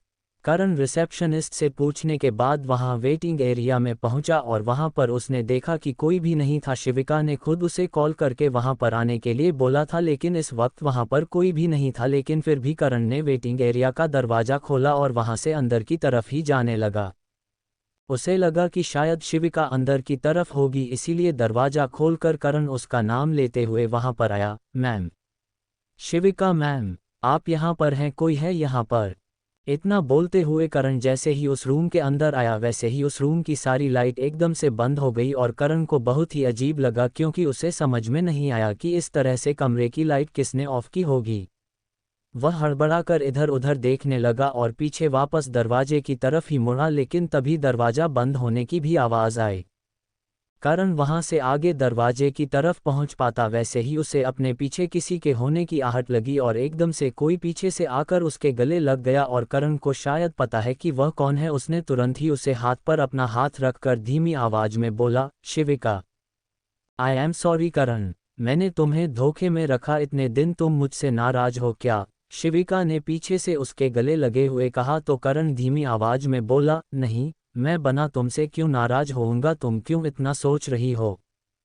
सोच नहीं रही, मैंने नोटिस किया है उस रात से ही तुम उस बात के बाद से ही मुझे इग्नोर कर रहे हो। I am sorry Karan, but यही सच है और मैं तुम्हें और धोखे में नहीं रख सकती थी। शिविका ने बहुत ही ज्यादा गिल्ट में एकदम भरी हुई आवाज में कहा। वह बहुत ही ज्यादा मायूस लग रही है ये बात बोलते हुए। नहीं, मैं उस बात को लेकर बिल्कुल भी नाराज नहीं हूं। तुम इतना क्यों सोच रही हो और यह यहाँ की लाइट क्यों बंद की? तुम्हें तो अंधेरे और बंद जगह से डर लगता है ना? शिविका का हाथ पकड़कर उसकी तरफ ही पीछे घूमते हुए करण ने उससे पूछा तो शिविका ने धीरे से नहीं में अपना सिर हिला दिया और बोली, नहीं, जब तुम साथ होते हो तो मुझे किसी भी चीज से कोई भी डर नहीं लगता, लेकिन करण, पता नहीं क्यों मुझे ऐसा लग रहा है जैसे कि तुम अब मेरा साथ नहीं दोगे। ये सच जाने के बाद तुम अब मुझसे नफरत करोगे, है ना? इतने दिनों से लेकर अब तक जब से उन दोनों का रिलेशनशिप शुरू हुआ है तब से हमेशा करण इनसिक्योर रहता था किसी ना किसी बात को लेकर, लेकिन आज पहली बार करण को शिविका की बातों में अपने रिश्ते को लेकर इनसिक्योरिटी नजर आ रही है। तो कहीं ना कहीं करण को भी गिल्ट हो रहा है ये सोचकर कि शायद उसने थोड़ा ज्यादा ही ओवर रिएक्ट कर दिया। लाइट ऑन करो पहले, मुझे नहीं लगता कि तुम अंधेरे में ज्यादा देर रह पाओगी। अपनी हालत देखो पहले, और मैं इतनी आसानी से तो तुम्हारा पीछा नहीं छोड़ने वाला हस्बैंड भी हूं और असिस्टेंट भी। करण ने उसके गाल पर अपना हाथ रखकर उसे कंफर्टेबल फील कराने की कोशिश करते हुए कहा। शिविका के माथे पर पसीना साफ नजर आ रहा था क्योंकि उसे इस तरह से अंधेरे में रहने की बिल्कुल भी आदत नहीं है, लेकिन साथ ही वह लोग ऐसे यहाँ पर मिल रहे हैं तो करण के लिए ही उसने ये सब कुछ प्लान किया था। वह उससे अकेले में बात करना चाहती थी तो उसे अभी यही तरीका सोचा। इसके अलावा वह उसे पब्लिक में सबके सामने नहीं बात कर सकती थी क्योंकि हर जगह पर ही इस बात का खतरा होता है कि कोई ना कोई उन दोनों को साथ में देख ले। तुम सच में इस बात को लेकर मुझसे नाराज नहीं होना? मैं तुम्हें पहले ही यह बात बताना चाहती थी बट आई होप तुम समझ सकते हो, मुझे भी ट्रस्ट करने में टाइम लगा। जब मुझे तुम पर पूरी तरह से ट्रस्ट हो गया था मैंने तुम्हें ये बात बता दी। करण ने शिविका की आंखों में देखते हुए सवाल किया तो करण ने धीरे से हाँ में अपना सिर हिलाया। करण ने थोड़ा सा सोचते हुए उस सवाल किया, तो क्या अब तुम मुझ पर पूरी तरह से भरोसा करती हो? शिविका ने नज़र उठाकर उसकी तरफ देखते हुए कहा, हाँ, शायद सबसे ज्यादा अब मैं तुम पर ही भरोसा करती हूँ करण। शिविका की यह बात सुनकर करण उससे नज़र चुराते हुए इधर उधर देखने लगा और शिविका ने उसकी चेस्ट पर अपना सिर रखते हुए अपनी आंख बंद कर ली क्योंकि अब सच में वह करण पर ही सबसे ज़्यादा भरोसा करती है। इसीलिए उसने करण से यह बात बता दिया और उसके मन में अब कहीं ना कहीं ये आ रहा है कि कहीं इस बात को लेकर करण उससे नाराज हो जाए या फिर उसके साथ ना रहे तो वह क्या करेगी। उसे अब करण की आदत लग चुकी है। कुछ बोलो करण, प्लीज़, इस तरह से चुप मत रहो, तुम्हारी चुप्पी मुझे बहुत परेशान कर रही है। उसी तरह से करण के गले लगाकर खड़े हुए शिविका ने उससे कहा। उसकी बात सुनकर करण ने एक पल के लिए अपनी आंखें बंद की और कहा, लाइट ऑन करो और चलो यहाँ से घर चलते हैं। मैंने तुमसे कहा ना, मैं उस बात को लेकर तुमसे नाराज नहीं हूँ और बल्कि मैं तो खुश हूँ तुम्हारे अंदर इतनी हिम्मत है कि तुमने मुझे इतना बड़ा सच बता दिया। तुम चाहती तो छुपाकर भी रख सकती थी, मुझे शायद कभी भी पता नहीं चलता। हाँ, मैं छुपा कर रख सकती थी लेकिन मैं हमारे रिश्ते की शुरुआत किसी धोखे से नहीं करना चाहती Karan, and I really trust you. और अब तुम मेरे हस्बैंड हो, मेरी लाइफ का हिस्सा। जो कुछ भी मुझे पता है वह सब तुम्हें भी पता होना चाहिए। शिविका ने फिर से एक नज़र उठाकर उसकी तरफ देखते हुए कहा। अच्छा ठीक है, ये बताओ लाइट के स्विच कहाँ है और तुमने लाइट क्यों ऑफ की? तुम्हें अंधेरे में डर लगता है ना? शिविका का हाथ पकड़कर करण इधर उधर देखते हुए बोला तो शिविका ने उंगली से एक तरफ इशारा किया। करण ने उस तरफ देखा तो वहां पर स्विच बोर्ड था। शिविका को साथ लेकर ही करण उस तरफ बढ़ा और फिर उसने लाइट ऑन कर दी। चलो यहाँ से चलते हैं, अभी हमें ऑफिस भी जाना है, करण ने दरवाजे की तरफ बढ़ते हुए कहा तो शिविका ने उसका हाथ पकड़कर उसे रोक लिया और पीछे से बोली, नहीं, अभी ऑफिस जाकर क्या करेंगे? चलो साथ में लंच करते हैं, चलकर मैंने हमारे लिए सीट भी बुक की है इसी होटल में। हम दोनों साथ में लंच, हम एक साथ पब्लिक में लंच कैसे कर सकते हैं? करण ने उसकी तरफ देखते हुए सवाल किया। क्यों नहीं कर सकते हैं? तुम मेरे हस्बैंड हो और असिस्टेंट भी, और वैसे भी साथ में लंच करने में क्या हर्ज है? शिविका ने मुस्कुराकर करण की तरफ देखते हुए कहा और फिर उसका हाथ पकड़कर वह वहां उसे वेटिंग एरिया से बाहर निकल गई। करण के फेस पर काफ़ी कंफ्यूज्ड एक्सप्रेशन है। वहीं शिविका काफ़ी खुश लग रही है, बिल्कुल इस तरह से कि जैसे उसके मन से कोई भारी बोझ उतर गया। उसके चेहरे पर प्यारी सी तसल्ली भरी मुस्कुराहट है। करण भी चुपचाप उसके पीछे ही चला गया। कुछ देर बाद वह दोनों वहां के डाइनिंग एरिया में पहुंचे, जहां पर पहले से ही काफ़ी सारे लोग, फैमिली, फ्रेंड्स और कपल लंच कर रहे थे। क्योंकि अभी दोपहर के 2 या 3 बजे का टाइम होगा, वहां पर बहुत ज़्यादा भीड़ तो नहीं थी, लेकिन वह एरिया काफ़ी ज़्यादा खाली भी नहीं लग रहा।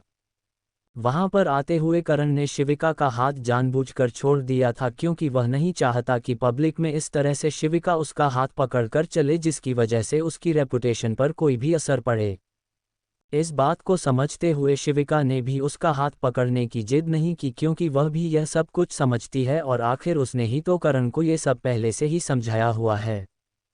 वहां डाइनिंग एरिया में पहुंचने के बाद भी करण नज़र घूमकर इधर उधर चारों तरफ देख रहा है और अब तक वह चेयर पर नहीं बैठा, तो शिविका ने उसे नोटिस करके कहा, क्या देख रहे हो इधर उधर? बैठ जाओ ना चेयर पर। और क्या खाओगे लंच में? बताओ, मैं ऑर्डर करती हूँ।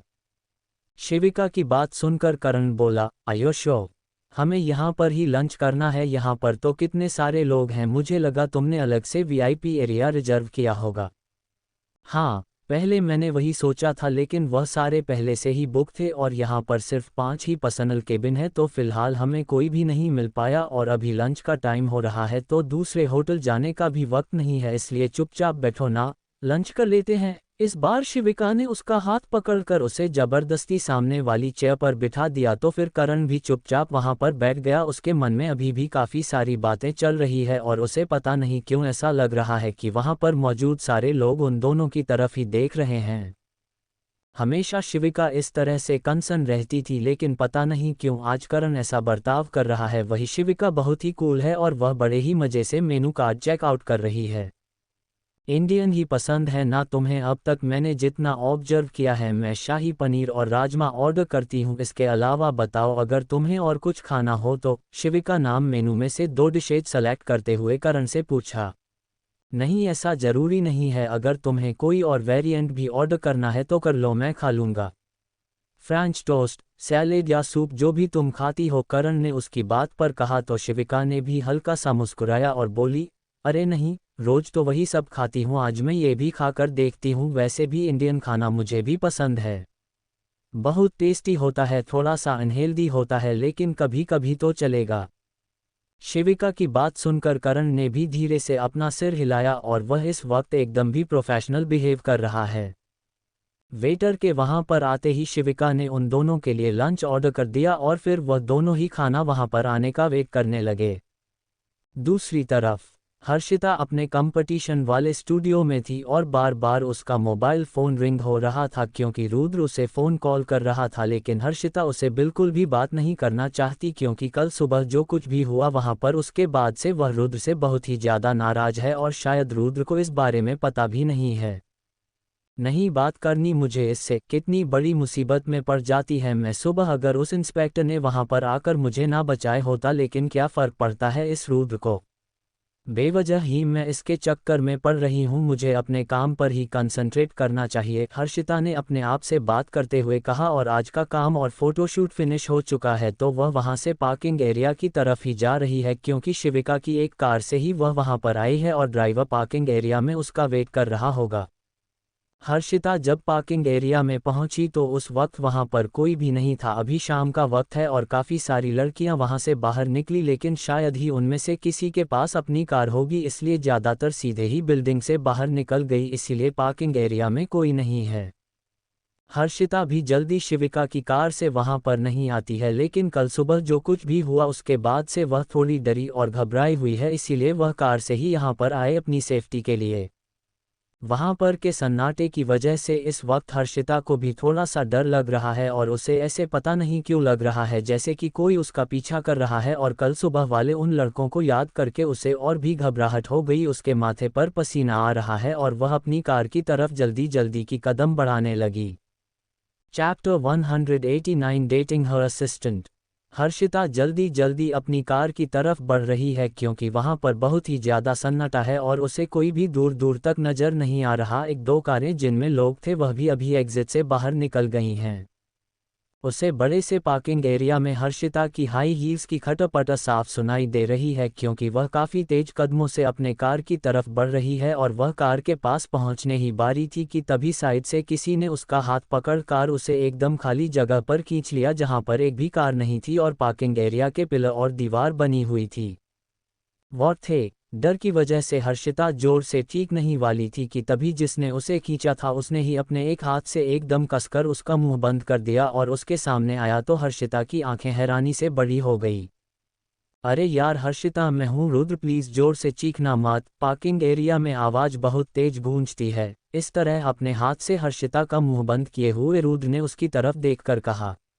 हर्षिता की आंखों में अब उसके लिए गुस्सा और नाराजगी साफ नजर आ रही है और उसकी आंखें गुस्से से जलती हुई नजर आ रही है और उनकी आंखों से वह उसे घूरकर देख रही है।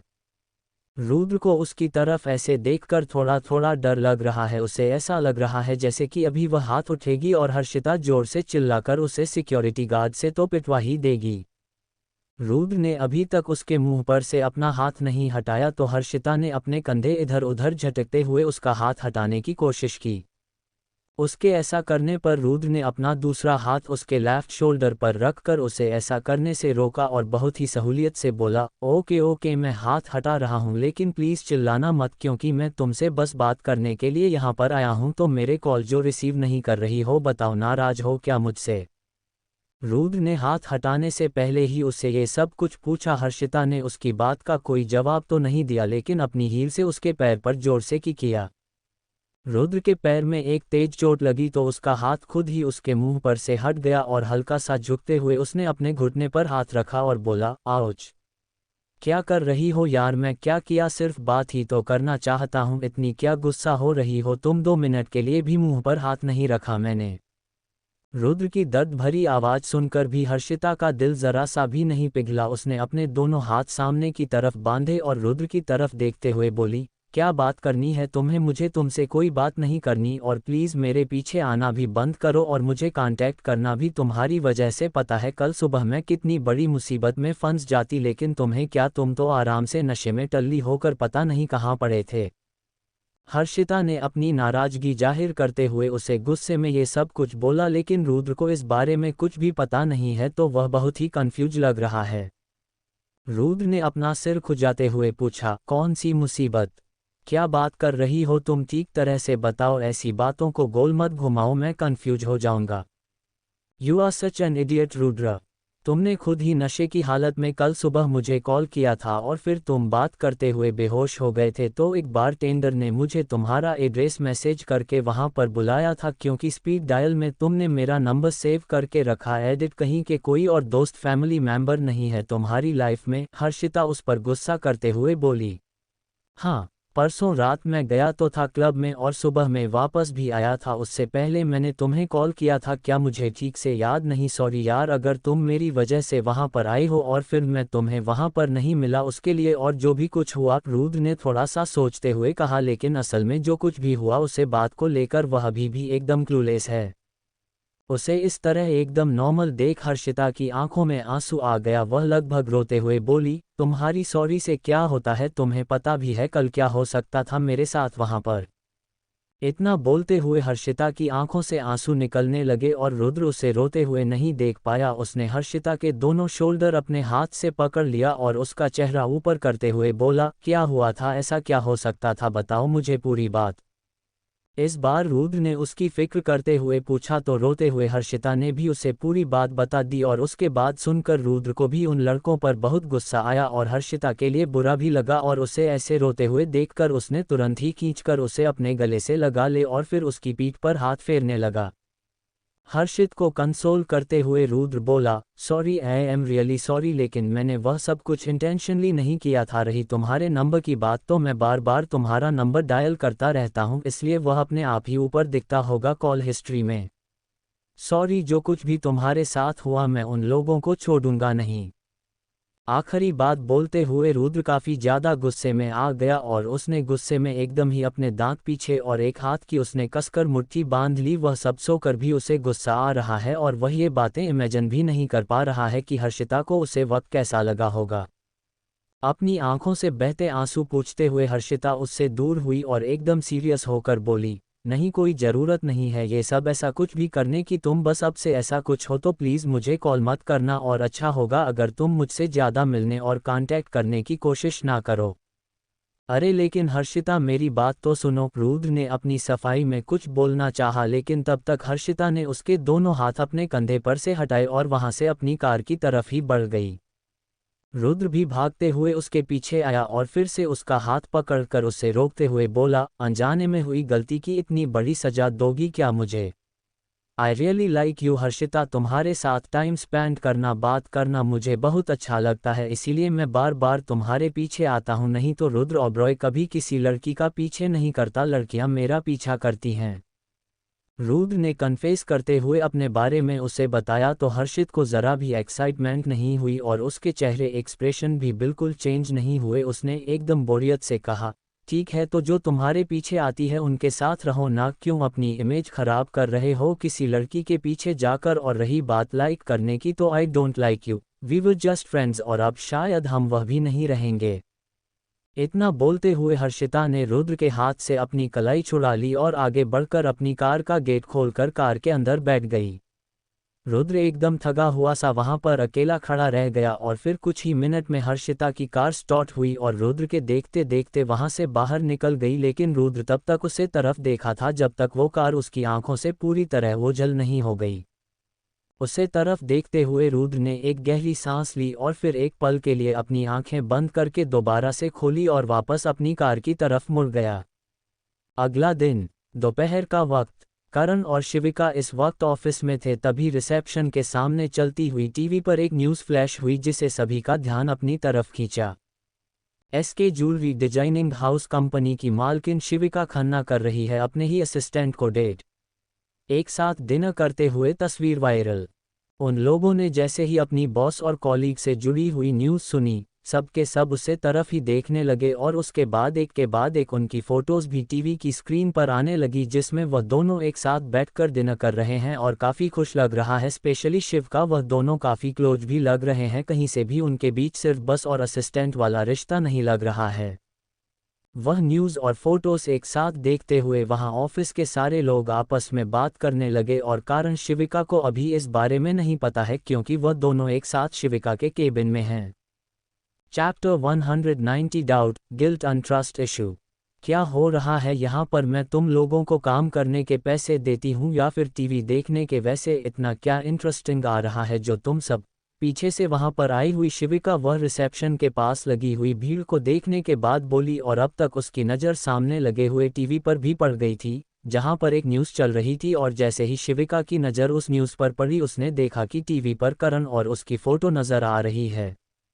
उसके साथ ही वह कल वाली न्यूज़ थी जिसे देखकर शिव का एक पल के लिए कंफ्यूज हुई, लेकिन फिर उसे पूरी बात समझ में आ गई और उसने उन सब लोगों की तरफ देखते हुए कहा, क्या चल रहा है यहाँ पर? अच्छा, यह न्यूज़? वैसे मुझे नहीं लगा था कि मेरा स्टाफ इतना ज़्यादा बेवकूफ़ है जो ऐसी कोई भी झूठी और बकवास न्यूज़ को सच मान लेगा। इतना बोलते हुए शिविका ने उन सारे लोगों की तरफ देखा तो ऑफिस स्टाफ के सारे लोगों ने जल्दी से हाँ में अपना सिर हिलाया और वहां से वापस अपने अपने काम की तरफ चले गए। वहां पर चल रही बातें और शिविका की आवाज़ सुनकर अब तक करण भी वहां पर आ गया था। उनको तो पहले से ही करण और शिविका के रिश्ते को लेकर शक था, लेकिन सामने से कौन बोले क्योंकि आखिर शिविका उनकी बॉस है और करण उसका असिस्टेंट होने की वजह से भी ज़्यादातर उसके साथ और आसपास ही रहता है। उनमें से तो किसी ने कुछ नहीं बोला, लेकिन जतिन को उनके रिश्ते का सच पता है, इसलिए वह परेशान हो गया और शिविका करण के साथ वापस अपने केबिन में आए तो जतिन भी तुरंत ही उन दोनों के पीछे आ गया और बोला, मैम ये न्यूज़ सीरियस है क्योंकि उन लोगों के पास आप दोनों के फोटोज़ भी है, हम इस बात को इग्नोर नहीं कर सकते, हमें कोई रिएक्शन तो देना ही होगा। जतिन की बात सुनते ही शिविका तुरंत बोल पड़ी, हाँ तो ठीक है, अनाउंस कर देती हूँ मैं अपनी शादी, तब तो सब ठीक हो जाएगा ना और सबके मुंह भी बंद हो जाएंगे। क्यों करण? वैसे भी आज नहीं तो कल हमें कभी तो अपना रिश्ता पब्लिक करना ही होगा ना। करण तुरंत ही उसकी बात पर मना करते हुए बोल पड़ा, नहीं बिल्कुल नहीं, ये क्या बोल रही हो तुम? इस तरह एक न्यूज़ के आ जाने से क्या तुम इतनी आसानी से हमारा रिश्ता पब्लिक कर दोगी? मुझे लगता है ये हमारी मर्जी और हमारे कंफर्ट के हिसाब से होना चाहिए, सही सिचुएशन देखकर, ऐसे किसी प्रेशर में आकर नहीं। करण ने यह बात एकदम ही हड़बड़ा कर बोलना शुरू की, लेकिन आखिर तक आते हुए किसी तरह उसने अपनी बात संभाल ली। शिविका ने चेहरे पर तिरछी मुस्कुराहट के साथ करण की तरफ देखा, इस तरह से जैसे कि उससे पहले से ही पता था कि करण ऐसा ही कुछ बोलने वाला है। करण ने शिविका को अपनी तरफ इस तरह देखते हुए पाया, लेकिन वह उसकी नज़रों को पूरी तरह से इग्नोर कर रहा है और ऐसे दिखा रहा है जैसे कि उसने शिविका को अपनी तरफ देखते हुए नोटिस ही नहीं किया, लेकिन शिविका को ये बात भी एकदम साफ समझ में आ रही है। जतिन उसकी बात पर बोल पड़ा, लेकिन करण हमें कुछ तो सोचना होगा ना, वैसे भी सिर्फ कल ही नहीं, इससे पहले भी कई बार तुम दोनों के लिए कर ऐसी न्यूज़ आई है, लेकिन उसे बात को ज़्यादा हवा नहीं मिल पाई थी, लेकिन यहाँ ऑफिस में तो सबको ही शक है ना तुम दोनों के रिलेशन का, क्योंकि जब मुझे पता नहीं था तो मुझे भी ऐसा लगता था। मेरे पास सॉल्यूशन है, वैसे तो हमें इस बात पर इतना ज़्यादा ध्यान नहीं देना चाहिए जब तक हमें इससे कोई डायरेक्ट नुकसान नहीं होता, और अगर कुछ होता भी है तो फिर मैं संभाल लूँगी, मेरे पास एक प्लान है, शिविका ने जतिन की बात का जवाब देते हुए कहा, और वह इस बात को लेकर काफ़ी कूल डाउन लग रही है। तो फिर जतिन को लगा कि वही बेकार में हाइपर हो रहा है। जब बात शिविका से जुड़ी हुई और वह खुद ही इस बात को इतना ज़्यादा सीरियसली नहीं ले रही, तो फिर वह बार बार सीरियस होकर क्या ही करें। ओके मैम, मुझे पता है आप दोनों इसे अच्छी तरह से हैंडल कर लेंगे। इतना बोलकर जतिन ने अपना हल्का सा सर झुकाया और वह तुरंत ही वहां से बाहर निकल गया। करण के माथे पर पसीने की बूंदें शिविका को एकदम साफ नजर आ रही है। वह अपनी जगह से उठकर उसके करीब आए और उसकी कुर्सी के पास खड़े होकर उसके कंधे पर हाथ रखती हुई बोली, रिलैक्स, इट्स नथिंग। शिविका की बात सुनकर करण ने उसके हाथ पर अपना हाथ रखा और नज़र उठाकर उसकी तरफ देखते हुए बोला, मैं ठीक हूँ, मुझे बस तुम्हारी और कंपनी की टेंशन हो रही है। हाँ पता है मुझे, लेकिन ये बताओ, अगर अभी हम अपनी शादी पब्लिक को करते हैं तो इस बात से तुम्हें क्या प्रॉब्लम है, जब मैं सब कुछ साइड में रखकर हमारे रिश्ते को प्रायोरिटी देने के लिए तैयार हूँ। मुझे क्या प्रॉब्लम हो सकती है? मुझे कोई भी प्रॉब्लम नहीं है, और वैसे भी हम हस्बैंड वाइफ है, ये सच तो नहीं बदलने वाला ना, और मुझे लगता है हमारे रिलेशनशिप सीक्रेट रहे तब ही ज़्यादा अच्छे से चल पाएगा, नहीं तो इतने सारे लोगों का इसमें इन्वॉल्व होना, मुझे इन सब की आदत नहीं है, बस इसीलिए। उसकी बात सुनकर शिविका ने धीरे से अपना सिर हिलाया, वह आगे कुछ नहीं बोली और वापस अपनी जगह पर आकर बैठ गई, और उसने करण की तरफ देखा तो वह अभी भी उसे काफ़ी ज़्यादा टेंशन में लग रहा है किसी बात को लेकर। अच्छा, तो अगर हमारे रिश्ते को सीक्रेट रखने के लिए मैं कोई भी कदम उठाऊं तो उसमें तो तुम मेरा साथ दोगे ना? कुछ पल सोने के बाद शिविका ने एकदम से ही यह सवाल किया तो करण तुरंत ही उसकी तरफ देखकर बोला, हाँ हाँ बिल्कुल, मैं हमेशा हर कदम पर तुम्हारे साथ हूँ, ये भी कोई पूछने वाली बात है क्या? और तुम्हें कोई डाउट है क्या? नहीं, कोई डाउट नहीं है, मैं बस पूछ रही थी क्योंकि मैं तो तुमसे कहा है कि मुझे तुम पर पूरा भरोसा है और इस बात की उम्मीद भी कि तुम कभी मेरा भरोसा नहीं तोड़ोगे, इसलिए बस मैं भी यह सोच रही थी कि क्या तुम्हें भी मुझ पर उतना ही भरोसा है? कारण इस वार्षिक बीकानेर उसकी आंखों में देखते हुए ये सवाल किया तो करण पता नहीं क्यों उससे नज़रें नहीं मिल पाया, शायद उसके दिमाग में कुछ तो चल रहा था क्योंकि उसकी आंखों में एक गिल्ट नज़र आ रहा था। उसकी आंखों में झांककर देखते हुए शिविका जैसे उसके मन में चल रही बात को समझ पा रही है। करण ने अपने मन में कहा, शायद मैं तुम्हारे इतने भरोसे के लायक नहीं हूँ, शायद मैं तुम्हारे लायक भी नहीं हूँ, और तुम्हारा हस्बैंड बनने के लायक तो बिल्कुल भी नहीं। I am sorry Shivika, I am really really very sorry, लेकिन मैं तुम्हें ये सच नहीं बता सकता क्योंकि मैं तुम्हें खोना नहीं चाहता, because I love you so much. Shivika की तरफ देखते हुए करण अपने मन में ये सब कुछ बोल रहा है और शिविका उसकी तरफ देखते हुए ये सोच रही है कि करण अभी कुछ तो बोलेगा उसकी बात पर और उसके सवालों के जवाब में। लेकिन थोड़ी देर तक करण जब चुपचाप उसकी तरफ ऐसे ही देखता रहा, कुछ नहीं बोला, तो शिविका ने एकदम से कहा, इतना मत सोचो, जो होगा अच्छा ही होगा। और अच्छा नहीं हुआ तो? करण ने एकदम ही बेख्याली में यह सवाल पूछ लिया तो शिविका उसकी बात का कोई भी जवाब नहीं दे पाई, क्योंकि इस वक्त उसके मन में भी बहुत कुछ चल रहा था, कुछ ऐसा शायद इसके बारे में वह करण से भी बात नहीं कर पा रही है और करण के मन में भी किसी बात को लेकर बहुत ज़्यादा गिल्ट था जिसके बारे में वो शिविका से बात और कन्फेशन करना चाहता है, लेकिन चाहकर भी वह खुद को इस बात के लिए तैयार नहीं कर पा रहा। उसे ऐसा लग रहा था कि जो फैसला उसने ले लिया है उसकी वजह से उसके और शिविका का रिश्ता और उनके बीच कहीं सब कुछ खत्म ना हो जाए, या फिर सब कुछ शायद खत्म होने की कगार पर ही था। और इतने दिनों से करण ने ही उन सारी चीज़ों को किसी तरह से संभाला हुआ था, लेकिन अब वह सब कुछ जैसे उसके हाथों से भी छूटता जा रहा था। Chapter 191 everything ends, season finale. ये लास्ट एपिसोड है और नेक्स्ट सीजन आपको हमारी लाइब्रेरी में आप लोगों को सीक्रेट लव 2 नाम से लिखा हुआ इसी कहानी का दूसरा सीजन आराम से मिल जाएगा। और अगर ना मिले तो आप सब हमें इंस्टा पर कांटेक्ट कर सकते हैं। @simrana22 ये मेरी इंस्टा आईडी है और साथ हाई मेरा व्हाट्सएप चैनल भी ज्वाइन कर सकते हैं। ये रही उसकी लिंक, उंगली से नीचे की ओर इशारा, उंगली से नीचे की ओर इशारा, नीला दिल। https skeptical smiley face whatsapp.com/channel/0029167xc145mftn2f। दूसरी तरफ वृंदा मैनसन पिछले कुछ दिनों से समर ऋषभ को इग्नोर कर रहा है और आए दिन वो बहाने बनाता रहता है, लेकिन ऋषभ की जिद पर आज आखिरकार उसे आना पड़ा, क्योंकि समर बहुत ही ज़्यादा परेशान हो गया था और वह बहुत अजीब सा साउंड कर रहा था फ़ोन कॉल पर, जिसे सुनकर समर को एक पल के लिए उसकी बहुत फिक्र हुई और उसने सोचा कि आखिर वह चला ही जाता है, वैसे भी बस उसे पढ़ाना और कुछ चीज़ें समझानी है और वह इसके अलावा उससे ज़्यादा बात नहीं करेगा और ना ही ज़्यादा दोस्ती। भले ही वह दोनों रिलेटिव है, लेकिन फिर भी उसे पता नहीं क्यों ऋषभ के आसपास कुछ तो अजीब सी फीलिंग आती है। ये बात सोचते हुए समर आज वहां पर आ गया था और ऋषभ पहले से ही पूरी तैयारी के साथ बैठा हुआ था, क्योंकि वह समर को नाराज नहीं करना चाहता, इसलिए एकदम अच्छे स्टूडेंट की तरह बिहेव कर रहा है। समर सच में काफ़ी ज़्यादा इंटेलिजेंट है, इसलिए ही ऋषभ को भी उसकी सिखाई चीज़ याद हो जाती है और वह ये समझ गया है कि इस साल वह अपना कॉलेज तो क्लियर कर ही लेगा। ऋषभ ने उससे काफ़ी सारी चीज़ें और सवाल पूछे और वह सारे डाउट उसके समर से कन्फ्रंट करने के बाद कुछ देर में ही क्लियर हो गए। इस बीच समर का ध्यान बार बार घड़ी की तरफ ही था और वह सोचा था जल्दी से टाइम हो और वह वहां से निकाल पाए, लेकिन थोड़ी देर पहले ही समर अपनी जगह से उठकर खड़ा हो गया और बोला, ओके ऋषभ, बाकी का कल देखेंगे, मुझे अभी घर जाना है इसलिए मैं चलता हूँ। इतना बोलते हुए वह वहां से दरवाजे की तरफ जाने लगा तो ऋषभ ने तुरंत ही अपनी बुक साइड में रखते हुए उसका हाथ पकड़कर उसे रोक लिया और बोला, क्या हुआ है, इस तरह से भाग क्यों रहे हो मुझसे? क्यों मुझे इग्नोर कर रहे हो?